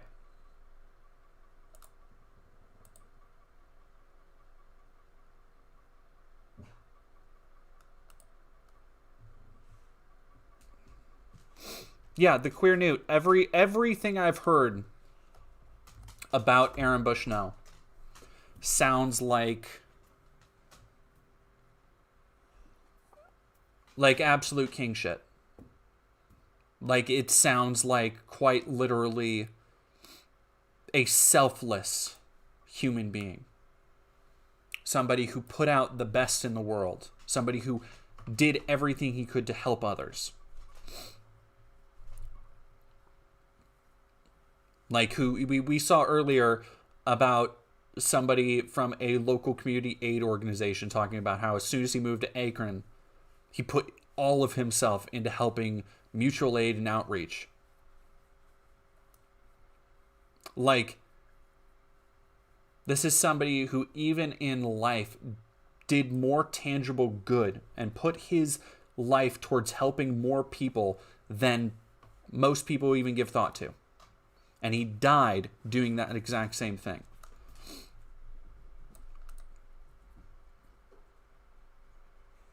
And the tragedy of it is that he died having done so much good and probably being able to do so much more. But he put everything into this protest to call attention to an ongoing genocide that the United States government is abetting. So if somebody says he's not a hero, I want everybody to ask themselves, do you think that person could fucking lay down their life for what they believe? Do you think any of these snarky assholes talking about Hamas terrorists and being brainwashed and how he was mentally ill, do you think any of them have anything in the world that has nothing? This is the other thing. Aaron Bushnell was a white American cis man, as far as I'm aware. He had no friends or family in Palestine. He had no personal connection to it, aside from the inherent moral outrage of seeing the inhumanity on display. He didn't have any skin in the game, so to speak, aside from simply being another person. I know for a damn fact that almost any person saying he was mentally ill or dishonoring his memory are not nearly that selfless to lay down your life for people a world away simply because you believe what's happening to them is wrong. And the world needs to know about it. To die with your last words being for the freedom of somebody else. Not to draw attention to you, but using the last embers of your life to draw attention to others.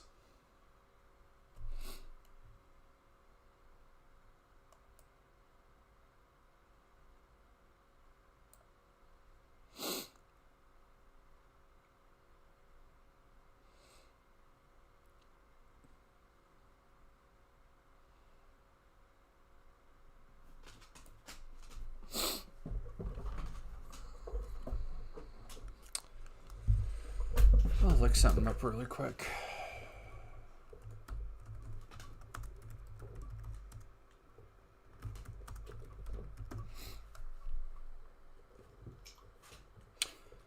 When I was in Washington, D.C. this last week,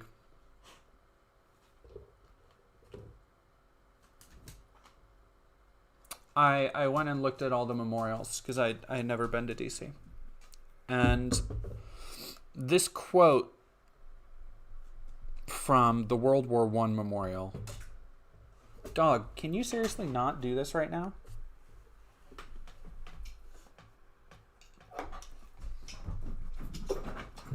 Ding dong.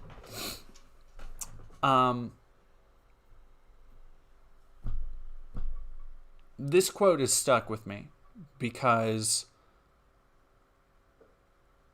while there is something to be said for the role of militarism in the continued service of expanding empire and global hegemony, especially with the United States, obviously, there's also something to be said for the heroism of people who fought and died for valiant causes, the causes they believed in. Which is why which is why I feel like we all know that. You know, it's like a lot of people see World War II, World War I as the last just wars. because we were actually fighting for ideals, not territory, not hegemony. Even though it is a little bit more complicated than that in the nuances. But I was struck by this quote on the World War I memorial, and Aaron has, with his sacrifice, Aaron Bushnell reminded me of it. And so I will read it out here. Dog, I'm done. I'm taking away the ball. No more.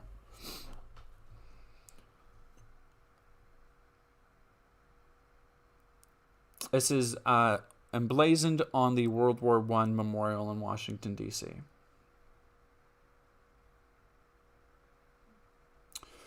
We leave you our deaths, give them their meaning, give them an end to the war and a true peace, give them a victory that ends war and a peace afterwards. Give them their meaning.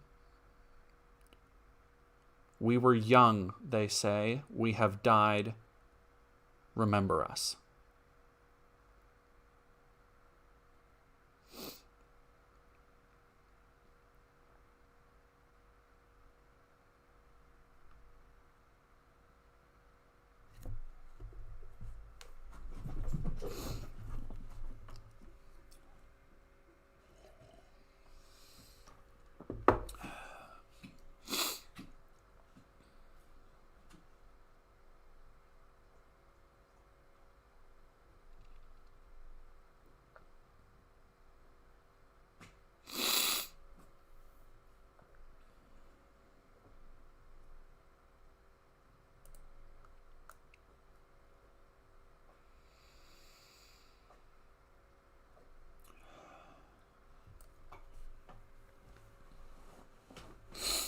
This has been a fucking rough night, huh?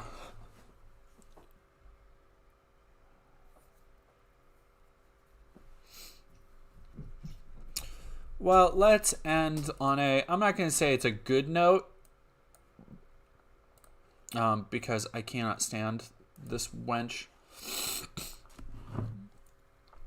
But Chaya Raichik was dumb enough to sit down with an actual journalist. And here's the thing. Chaya Raichik, the person behind Libs of TikTok, and we talked about her. We talked about her fairly recently. When did that sort of break off?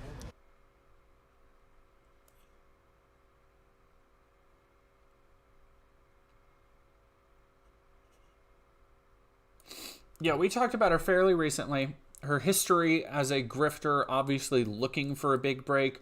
Her history as a real estate agent. And she's been really on the offensive or the defensive after the history of what she said and how she got an Owasso high school teacher fired. And then everything came out with Nex. And also, Chaya has been appointed as on the school board in Oklahoma. So the furthering of her anti-trans rhetoric, and it's so annoying. It's so annoying. Oh no, this isn't Chaya. This is Taylor Lorenz. Which, here's the other thing. When I put out my video of Chaya, I accidentally put a picture of Taylor because to me, before this video, they look so alike. They could be sisters. It's bonkers.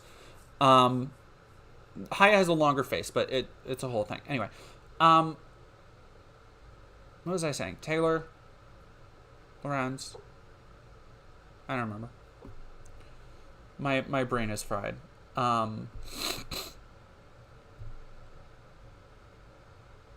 Thank you very much, my name Fishy. I hope you have a good rest of your night.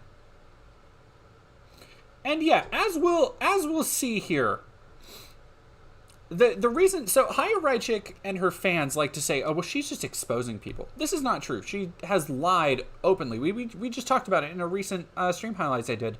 She lied about I think it was a shooter, the church shooter in Texas who was killed before she could take anybody's life, being a trans person. Just never rescinded it. Like, she brazenly and openly lies all the time. She does it for clout. That's her thing. And she loves to perpetuate this narrative that, oh, she just exposes what the left's doing. This isn't true. She puts targets on them. And she knows it. And I forgot where I was going with that. God damn it. Sorry, my brain is so fucking cooked. No, it wasn't Uvalde.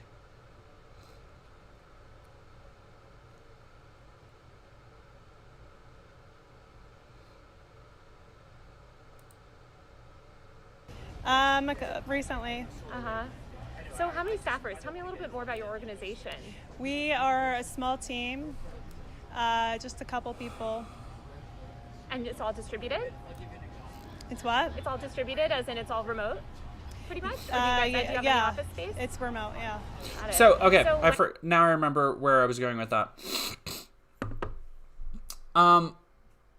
So Chaya... God damn it, I just had it, and I forgot it. Oh, yeah. She likes to dissuade, like, people, and she'll post pictures of them and post, like, the emails all the time. People will reach out to her from MSNBC, CNN, for comment literally all the damn time about, like, hey, you were cited in a shooter manifesto. Hey, these things you spread were cited by this violent event. Hey, people are saying you lied about this.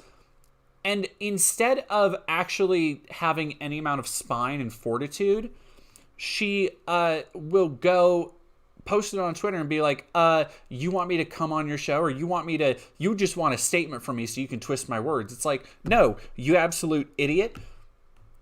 If you actually like had the intelligence to think through a statement that would actually like benefit you, they wouldn't be able to twist your words. Instead, you just look like a coward. So I'm very excited for this because she's done interviews before. She did an interview on Tucker Carlson's show back when he still had a show on Fox, where she came across very dumb. And this is just even worse. And she really thought she was doing something here by having Taylor Lorenz, a goofy looking picture of Taylor Lorenz on her picture, on her shirt, on her picture, on her shirt, which is just a very weird like, it's so weird. She's so deeply weird and unremarkable at the same time, which is fascinating to pull off. But we'll see. She's not a... Like, Chaya is a terrible person. A terrible person. She has completely politicized Nex's death, lied about so many things, caused tangible harm. She is constantly associated with bomb and death threats to doctors and teachers and all sorts of other people. But on top of all of this, as this interview shows, she's also just very dumb. Like, she's just not good at speaking. She's not good at having cognizance on a basic level. We'll see. Cozy Cowboy, I don't think they have. I don't think the Biden administration will. It does not benefit them to talk about Bushnell. When did you start, I guess, what got you into all this? I've always wanted to ask you. I know, I mean, I wrote about sort of the history of your Twitter account, but how did you get involved in politics? If you watch any of my interviews, I talk about this all the time. But just, COVID radicalized me. Yeah. Great. And they were like forcing us to wear masks and not letting us leave our homes. And, not letting us work and people losing their jobs. And then people now forcing a vaccine, an experimental vaccine, people dying from the vaccine. So how did that get you interested? She believes people died from the vaccine. Great. In LGBTQ issues. It got me interested in politics, and then once I was interested in politics, I stumbled upon this whole movement, and I was absolutely appalled by what I was seeing. Appalled by what? The radicalization of it, the way that they come after our most innocent and vulnerable population or kids. Like she has no, somebody said it online, but like she's the only person I've seen who has no internal monologue or something like that. And like that absolutely makes sense. Like she is just a sounding board for the shit she's had shoved in her otherwise empty head. The way that it makes there's nothing logical about it. There's nothing logical about chopping off kids' body parts. There's nothing logical about giving kids porn in school. There's two sexes and that's it. So anything out of that, it's just based on lies and nonsense. Yeah. Did you grow up? I know you grew up in a sort of conservative community. Did you know any LGBTQ people growing up? What was your exposure to that community just in life prior to sort of understanding the world through politics? I never really paid attention to it. So you didn't have any LGBTQ friends or anything, family members? No. Shocking! Your exposure to the LGBTQ world was through basically learning about it through the media ecosystem. Through themselves, actually. They would say exactly what their intentions are, what their whole movement is about. So I learned about it through watching their own videos. Yeah. Well, I don't know. What sort of videos were you watching? I mean, are you just talking about the TikToks that you share? And tons more on TikTok. It's all over TikTok. Yeah. Very easy to find. Yeah. I'm curious, I feel like there's been, especially on, my colleagues have done great reporting on sort of like this rift on Twitter. I know that you have a very conservative fan base, and in your comments sometimes you'll see a lot of commentary about sort of the great replacement theory. What are your thoughts on that? What are your thoughts on the comments on your post telling me to kill myself? Horrible. Yeah. Well, obviously against that. Yeah. So will you come out and condemn that publicly? That is a fucking wild thing for Chaya fucking Raichik to say in response. What are your thoughts on comments telling me to kill myself? Chaya, have you gone to any of your fucking comment sections? Because I did a short thread just a couple days ago where something completely unrelated to trans people, by the way, got like death threats. Got people making jokes about shoving LGBTQ people into wood chippers. Do you want to address any of those, Chaya? Because she really doesn't like talking about that. Like, she really doesn't like it. Buddy Head, thank you for following. Oh, I would condemn it anytime. I'm against murdering anyone, of course. So you're against death threats against me? She just said that. As somebody that's dealt with a lot of online harassment, I don't defend threatening to murder anyone. But I guess I'm curious, because a lot of times it comes after an attack in the media, like someone like you or a journalist. So are you saying that like she literally doesn't understand that she has that exact same effect, and even worse? Like, the reason why people react so strongly to her is because that happens. When she targets somebody, they get death threats, they get harassment, they get doxxed. And then the news is like, hey, what the fuck? Why does she keep targeting people who get harassment and death threats and doxxed? And then she gets a fraction of blowback from that. And she's like, do you condemn people being mad at me? It's like, yeah, and Taylor desperately trying to stay on topic too, as she is completely trying to pivot the conversation.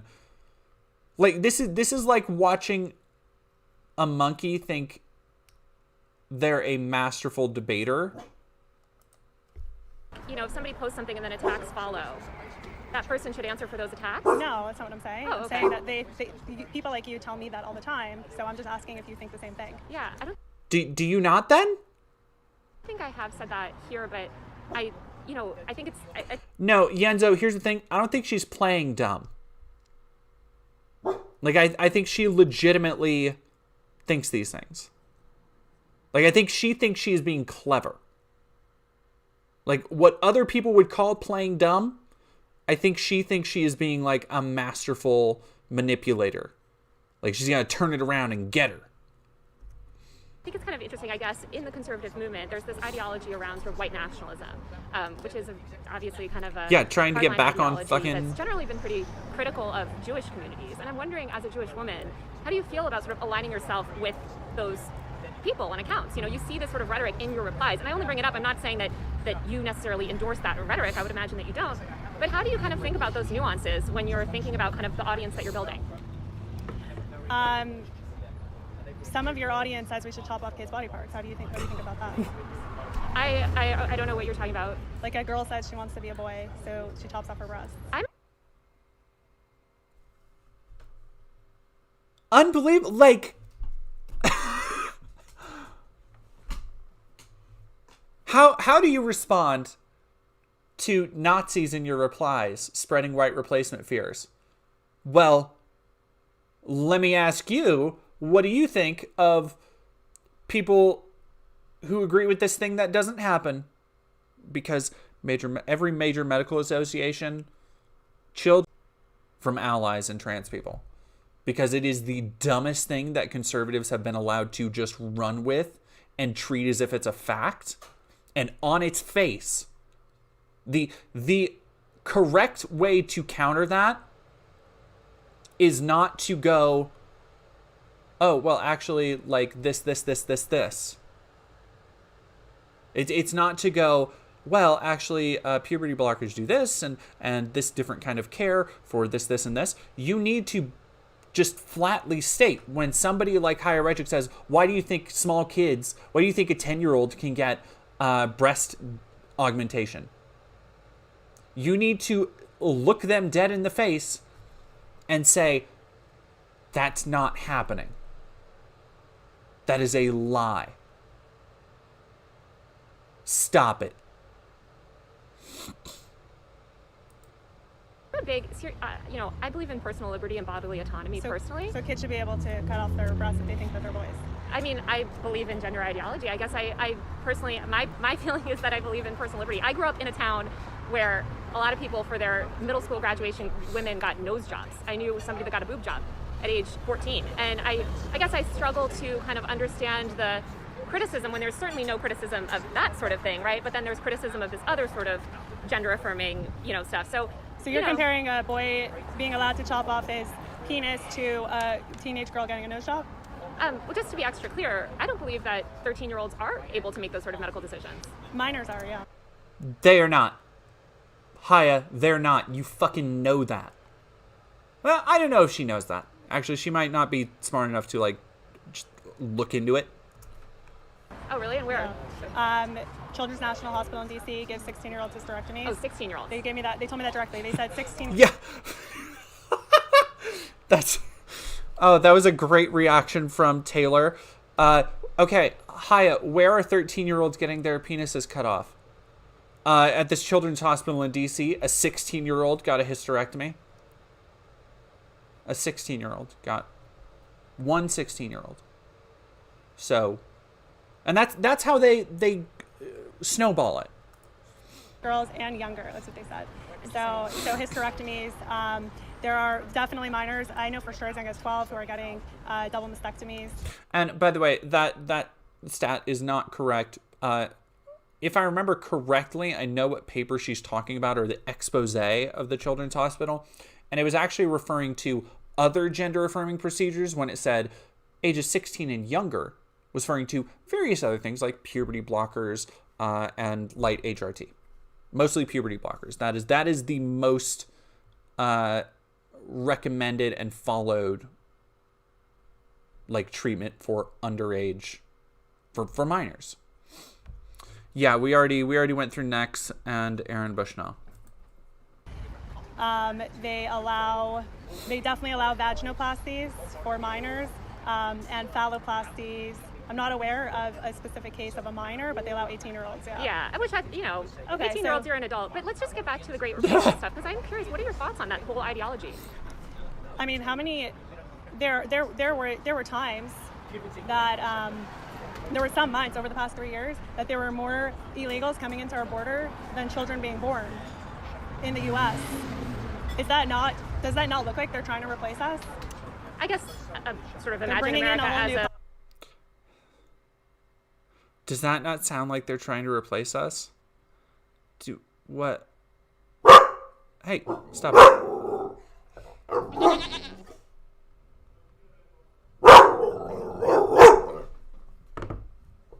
Hey. Hey.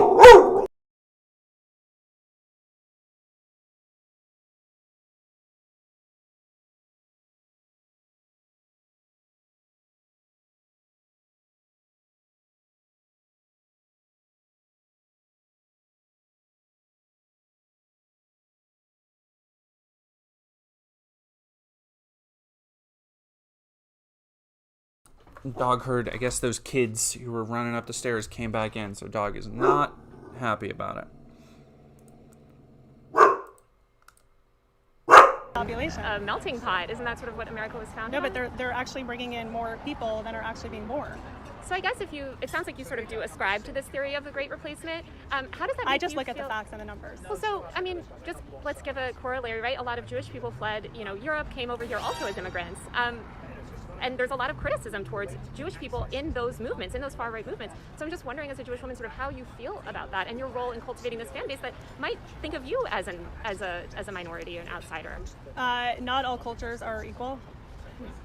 Yeah. So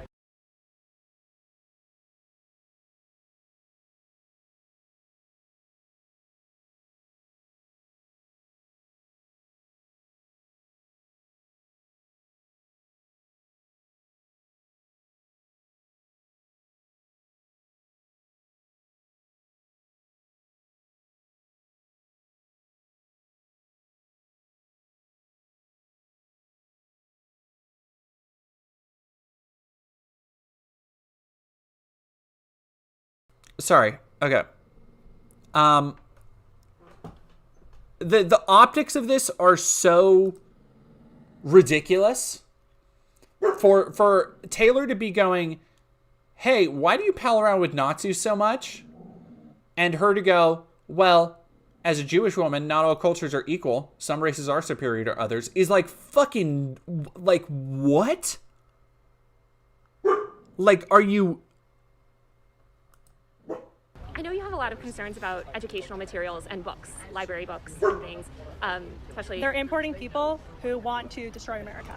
Oh my God, she's so dumb. She's just like... Okay, Taylor, why... Before, if you want to go on your rant, why didn't you talk about this like when... Or Chaya, when Taylor was trying to bring this up, why didn't you talk about it then? But now that... Taylor's like, okay, well, that was a fucking wild thing to say. Let's move on. You're like, do you understand they're trying to destroy America? And who come here and do not stand for what America stands for. So, and I think, and we see it, there's time after time after time after time. They come in, they're destroying our cities, they bring crime with them, and they are bringing them in to replace us. And who's they? Who's ask her, please ask her who's there. From various countries, they're all different.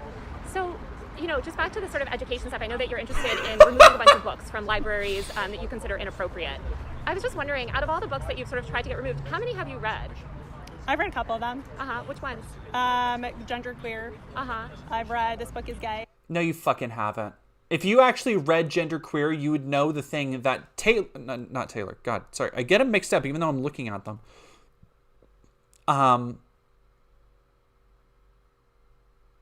Chaya continually says, oh, genderqueer shows children having sex.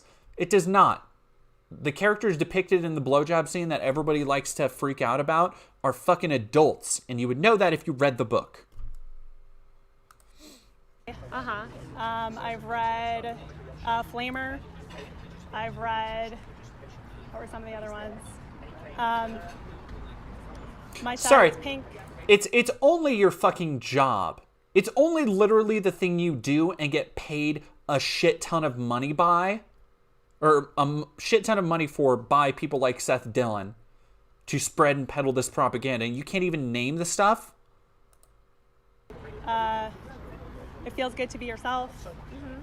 There's so many more. tons of them. How do you kind of square, would you say, I feel like you are, or at least I feel like you've spoken about free speech before and the need for free speech and sort of supported Elon Musk's sentiments in that area. Would you say that you're a free speech supporter? Yeah. So how do you square the sort of being this free speech supporter with wanting to ban literature? What kind of literature? Any kind of literature. I mean, I would think what kind of literature am I trying to ban? Oh, I thought you were just trying to... You literally, what kind of literature am I trying to ban? No, because she's going to try and make a distinction that like, oh, it's not literature, it's pornography. It's like, I literally, so when I was at CPAC, I ran into a lady who's like one of the heads of the Oregon, oh God, I have her card. I'll show it on the video. But it's basically like a hands off our kids school board organization thing. And I was interviewing her for my character's fake like conservative podcast. And she was telling me about, I literally had a moment where she was like, yeah, no, they're giving pornography to our kids. And I was like, okay, well, when you say pornography, what do you mean? And they're like, well, there are these books and they have like diagrams and they tell you how to do sex. And I had to like not laugh. I was so serious on camera, but I'm like, that's just sex education. That's just sex ed you're describing to me. Like, look, I had a joke, and it didn't, I always wanted to find another bit to put it into, but it was basically me talking about like these kind of moral panics, and the whole joke, it was just a one-liner, and it was, you know how I know sex ed isn't pornography? Because I never jacked off to my sex ed materials in high school. JCPenney catalogs have a better claim to being pornography than most sex ed materials. And that's the extent of the bit. But it's true. It's like, just because you're showing a penis and a vagina, that does not mean something is pornography.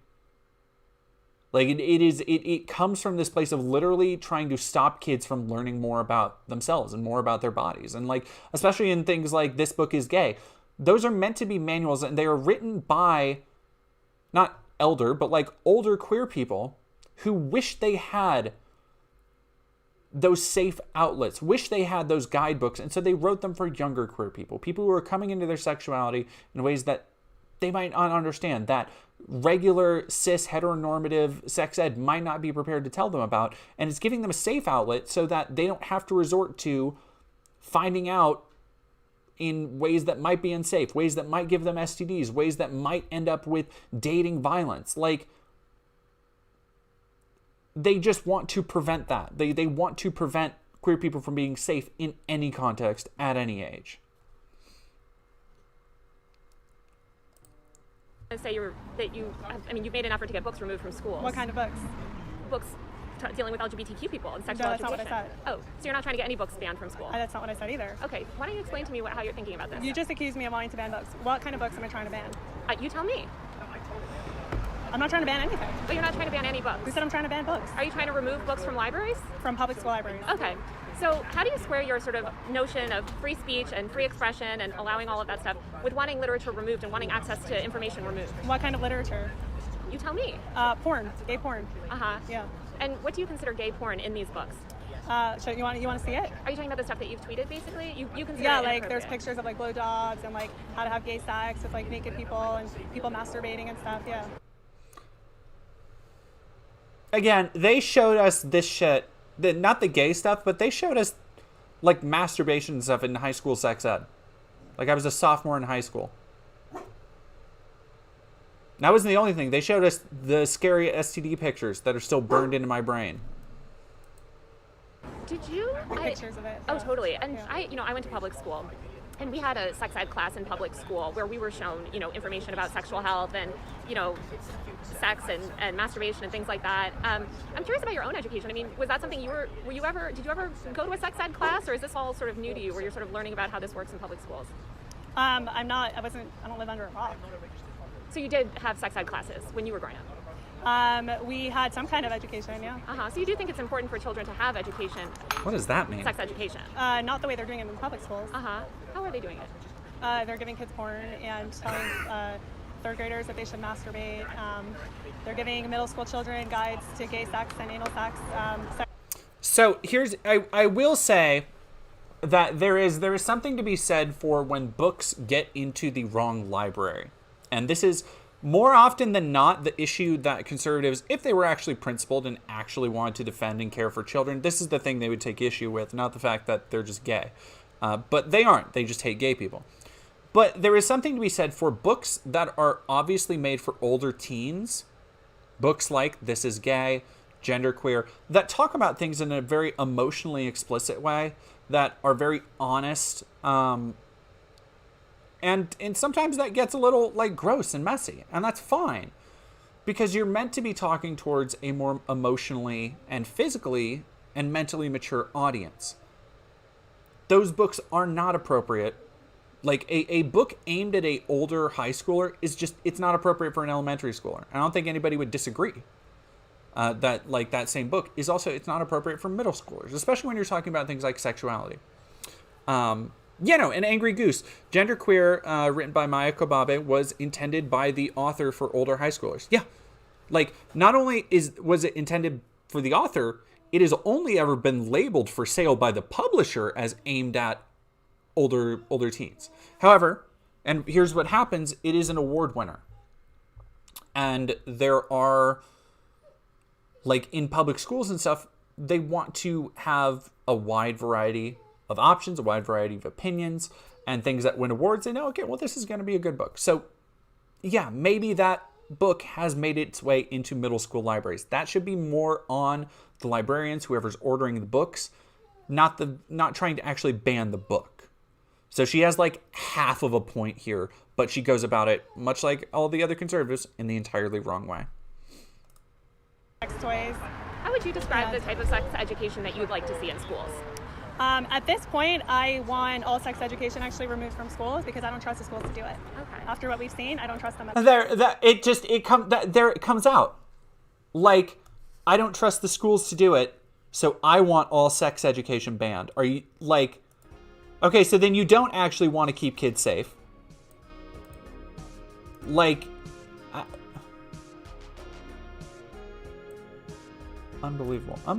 Oh, zero. We need to completely eradicate it and then redo it in a normal way that's appropriate.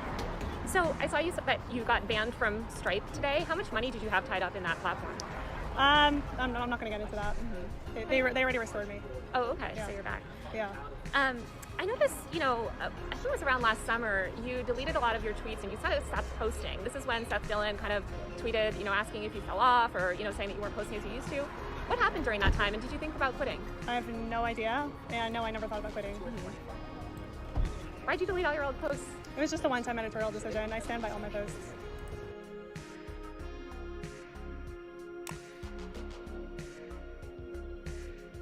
That's a weird...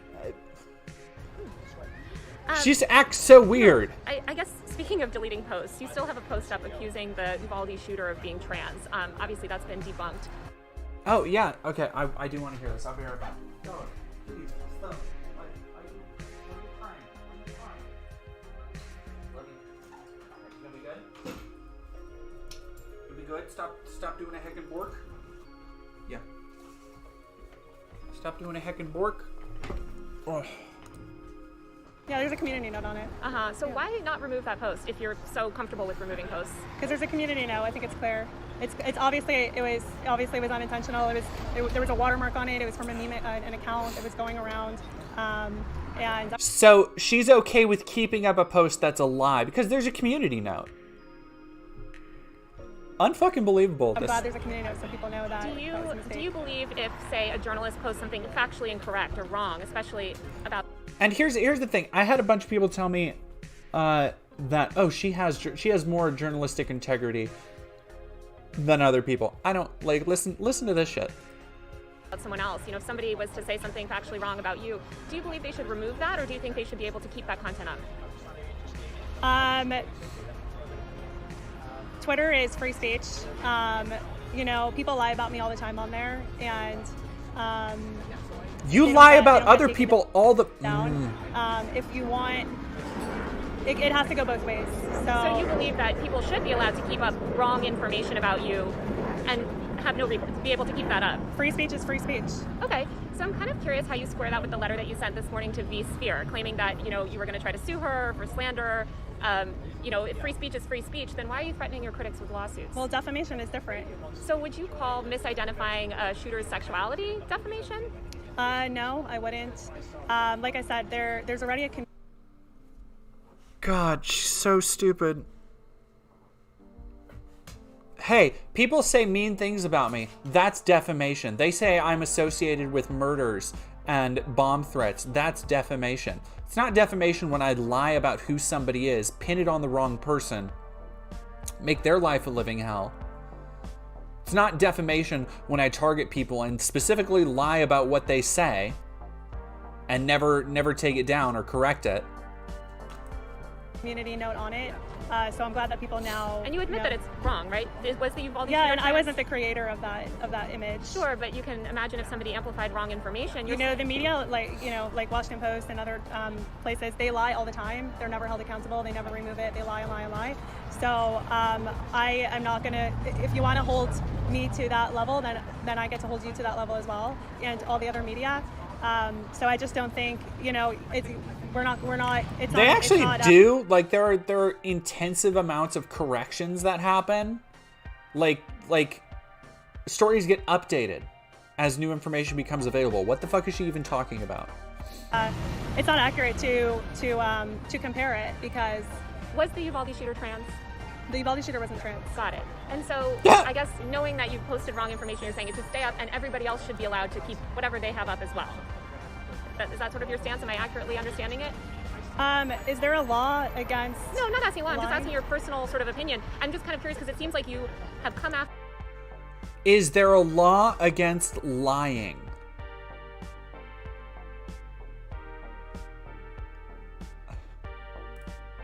Other people, such as V-Sphere and other critics, saying you posted wrong information about me, take it down. I totally get that. That's your prerogative. It's different with defaming a journalist like that. They're defaming me. You're not a and journalist. You don't think that calling a shooter trans when they weren't trans is defaming anyone? No. Okay, interesting. First off, you're not a journalist by any stretch of the definition. Second off, just the cognitive dissonance on display is cognitive dissonance goes crazy. Like they're knowingly lying about it. Damn. And what would you say that you did when you sort of posted that about the shooter being trans? Like I said, an image that was going around for months that I shared from another thing accidentally, and I'm glad there's a community note on it. I know you come from a more traditional family and sort of a more traditional culture. What is your family and think of your success? You've made a huge career for yourself. You're obviously a rising star in conservative media. How's that affected your interpersonal relationships? I'm not going to get personal. Into my personal relationships. Yeah. How's it affected your life? I mean, just dealing with this sort of fame relatively overnight. So, I mean, thanks in partly to you, there's been a lot of death threats, a lot of really nasty messages. You seem kind of proud about the press that you've received. I mean, your profile picture is holding up a newspaper with you in the headline. Yeah, a newspaper where they just basically lied about me. I thought it's funny that they just continue to make up these lies and libels. You've gotten a big, even lies and libels. If you discount the mainstream media and just talk about the conservative media, I think your platform has risen pretty significantly. What changes has it had on you? I mean, I cover the content creator industry, and I've seen a lot of people go from sort of a very low-key life, which I would imagine you're living before, to a massive amount of attention and, money and powerful people around you. How has that affected you? Like I said, some safety issues. In part thanks to you and to some other members of the media. But I'm not going to get into my personal life. Oh, no, not about your personal life. I'm just wondering about your career aspirations. Where do you see yourself in 10 years? We'll see. You can make all the plans you want, and God could decide something else. So you don't have any sort of 5-year plan, 10-year plan? I mean, I have plans, but nothing I'm going to share. Mm-hmm. I'm curious, if Trump was reelected, would you be interested in a job with his administration? Maybe. Mm-hmm. Who are you supporting in the election? There's one candidate, Trump. Mm-hmm. Yeah. Will you be campaigning on his behalf? We'll see. Are you hoping to kind of, I guess, like, would you see yourself in DC? I haven't made any plans yet. How did you get connected with Oklahoma, the state of Oklahoma, and how many times have you been to that state? I was there once. They have, unfortunately, a lot of wokeness in the red state, and I'm trying to help. How'd you originally how did Oklahoma get on your radar as opposed to some others? Because I started posting about the stuff going on in schools there, like I do across the country, and then, people were very upset that this was happening in their schools. So, and you've been once. What do you think qualifies you to be on the board or, have to do with education, the education system there? Being that I don't believe you have children in the Oklahoma schools, you don't live in Oklahoma, you've only been once. How does that qualify you to sort of serve in that capacity? What are the qualifications that they require to be on this committee? USA Today reported on that, but I believe it was that you had to, I might get it wrong, but I think you have to be some sort of educator. You have to have worked as an educator. Okay, I was a teacher once. You were? Yeah. Okay. So you feel like that qualifies you to sort of inform policies in Oklahoma? I wasn't aware of any kind of qualifications that they require. I don't believe they require any qualifications. Mm-hmm. Yeah, I was thinking more even just informally, but that makes sense. I guess, speaking of Oklahoma, obviously we saw the tragic death of Nex, a young child. I'm curious about your reaction. You posted a selfie shortly after people were asking you to address the issue, and you said, fucking very tragic. Fuck you. Who are you addressing in that statement? Anyone who hates me and anyone who's a loser. Okay. Why did you choose to post that in response to people asking you to speak about this child's death? It was not a response to that. Then why would you post that prior to making any statement about Nex's death? So, just to be clear, you're trying to police me on when I'm allowed to post selfies? No, just curious. I wanted to post it. I thought it was a cute picture, and I just decided to post it. How do you feel about Nex's death? It's very tragic. She has like no. Do you believe Nex should have been allowed to receive gender? Like, she's just so. Like, she has no optics training at all. Here's another thing how she's not actually a journalist is that she just has no optical ability whatsoever. She has no understanding of like, oh, this might make me look bad. Oh, I should consider how this is going to affect the way people will treat me. Like, she should not be allowed to go on irreversible puberty blockers or get surgery. Fuck you. How do you think about the fact that, so often your posts, things that you post about hospitals, libraries, schools, etc.,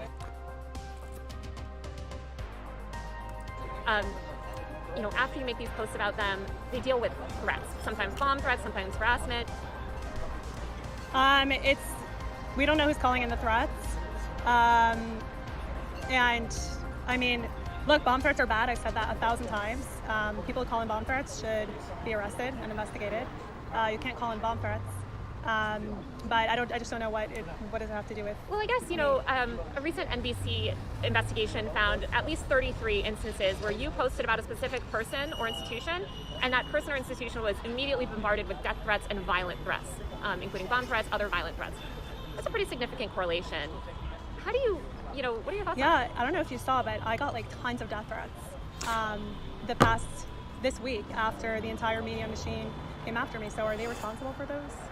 I don't think that there's no, because you guess what? The media machine wouldn't be coming after you if you didn't send people to get death threats first. Like, the reason why you get death threats is because the shit you do results in death threats. And are you receiving bomb threats? I'm receiving death threats. Like, hi, I'm gonna come murder you. Yeah, and I definitely sympathize with you there. Like, I get those literally, every day. The article goes live, and then I get those threats. I get the same thing when a Fox News article goes live. So, is the journalist responsible? The journalist who posted the article? I would say, there's a different responsibility when we're talking about media, and I guess to me, a death threat is different than a violent bomb threat. A death threat, I think we're kind of getting normalized to them, unfortunately, online. We get a lot of them. Probably you and I get them constantly, 24/7. I'm wondering kind of how you think about taking these obscure people, right? Because you and I are both public figures, and I imagine you and I we have a high tolerance, right, for what we can handle online.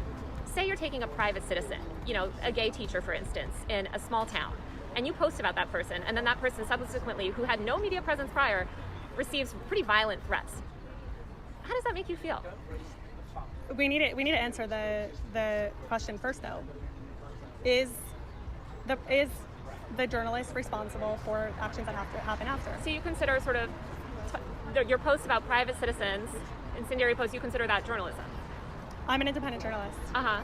And do you think that there's a difference between doing journalism on a completely private figure that has no public presence and no institutional power versus reporting on a powerful public institution or person? You still didn't answer the question. Is the journalist responsible for reporting for any actions that happen after the reporting? Personally, I think that journalists should take care and should consider sort of the framing, and I think that they should do their best not to, which you don't fucking do, not to appear as if they encourage that sort of behavior. I've noticed that you haven't necessarily publicly condemned that behavior, publicly told your supporters, listen guys, stop calling in these bomb threats. Who said it's my followers? Do you have information that it's my followers? I guess who else's followers would it be? I don't know. So there's 300 million people in this country. So you post bomb threats follow, and you're saying it might be just unrelated people? I have no idea. We don't know who it is. Have you taken steps to find out? We filed some FOIAs with police departments. Mm-hmm. Yeah. What have you found? We haven't got to anything useful yet that we can use. But actually one of them, we know it's like some foreign actor, not even from the country. So who knows who it is. Yeah. It seems like Twitter's your main platform these days, although I know you've been posting on Rumble. How much money have you made from the platform? It's personal. Mm-hmm. Is that what sort of portion of your revenue is based on Twitter as opposed to other platforms? That's personal. So speaking of Twitter, do you regret not getting a blue check? Because then you can make tons of money. What the fuck? God, she is so like almost like shitty debate bro brains, where she just like has these predetermined gotchas, but they're so poorly done that it's like, wait, what the fuck are you talking? Like, she's trying to... Taylor keeps turning it around successfully, and Chaya is just like, well, actually, what about this unrelated thing? Like, she said, are you regretting not getting a blue check mark because then you can make tons of money? It's like, what? No, I don't monetize online. I don't monetize. Yeah, I don't. If I was an independent journalist, maybe, but I'm not. I don't monetize on any of my social platforms. I noticed you sort of, speaking of the media, you've changed your approach recently, or at least it seems like you're being a little bit more antagonistic towards the media and a little bit more forceful in the way that you speak about the media. What led to that change? Being lied about and defamed for 2.5 years. Defamed? I guess what led to, I would assume you felt like that for quite a while. What led you to sort of change the way that you speak about the media, or the sort of... Well, their attacks were ramping up. So, like I said, the lies and... And Chaya Raichik's new thing is to tell her followers that they don't hate the media enough. You don't hate journalists enough. You don't hate reporters enough. That is verbatim what she says all the time. The defamation. The hypocrisy. If you eradicate transgenderism, which I believe you suggested in a post today... No, I never suggested that. Oh, okay. You reposted a post that was advocating for that. What would happen to the people that have already medically, socially, completely transitioned and are leading happy lives? What would happen to them? I mean, what's your plan for that? If transgenderism doesn't exist, which it seems like that's what you believe, what happens to all the people living happy lives as trans people? Well, first of all, the whole trans it's based on a lie. You can't change your gender. Okay, but so they could go live their life. I mean, I can't tell someone what to do in their house. Sounds like you do want to tell people what to do in their house. I never said that. So you're totally okay with people being trans, just not as long as they're in public? No, I never said that. They could... What? God! Oh. The whole thing is based off of a lie, and I think that this lie cannot be mainstream in our society. It's a lie. And what harm is it causing, do you believe? I like the truth. I like truth. Right, but I'm saying what's the harm of people expressing... What harm is transgenderism causing? And she says, I like the truth. I like truth. What?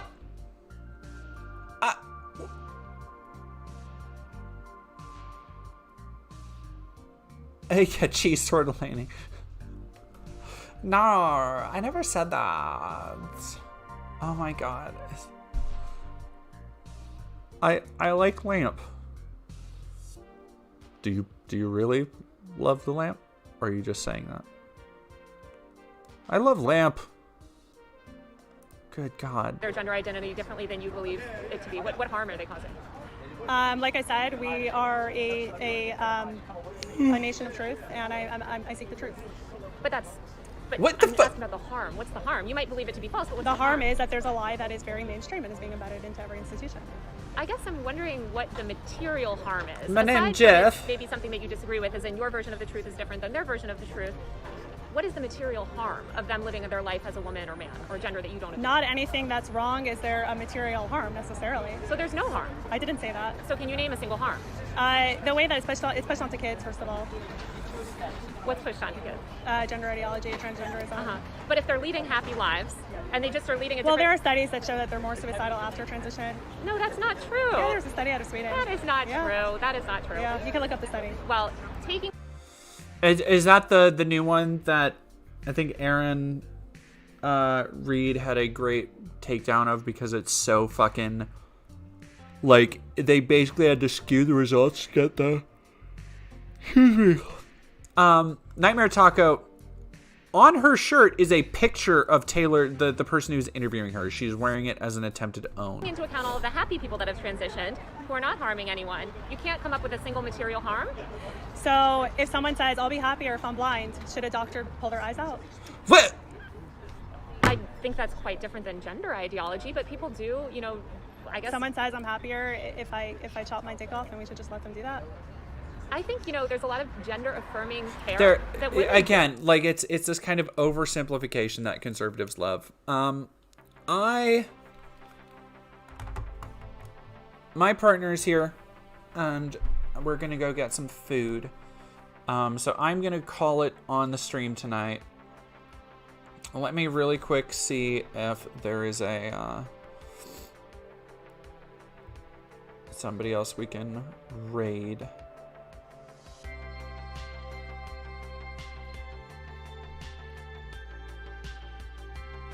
Do we want to do? Goodness gracious, I'm so sorry. Alright, why?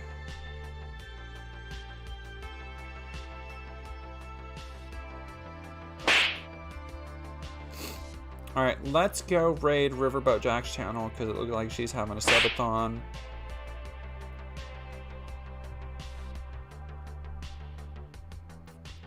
Why it won't let me?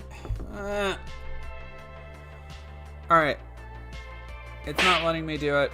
Thank you for the stickers, Nightmare Taco. I am starving. I hope you guys all have a good rest of your night. Go do something. Goodness gracious, Nightmare Taco with the stickers. And Zolor, thank you guys so much for everything. I hope this has been a easier way to get through some really, really harsh stuff. And I hope you all take time and do something to make yourself feel better and go relax and enjoy life and living.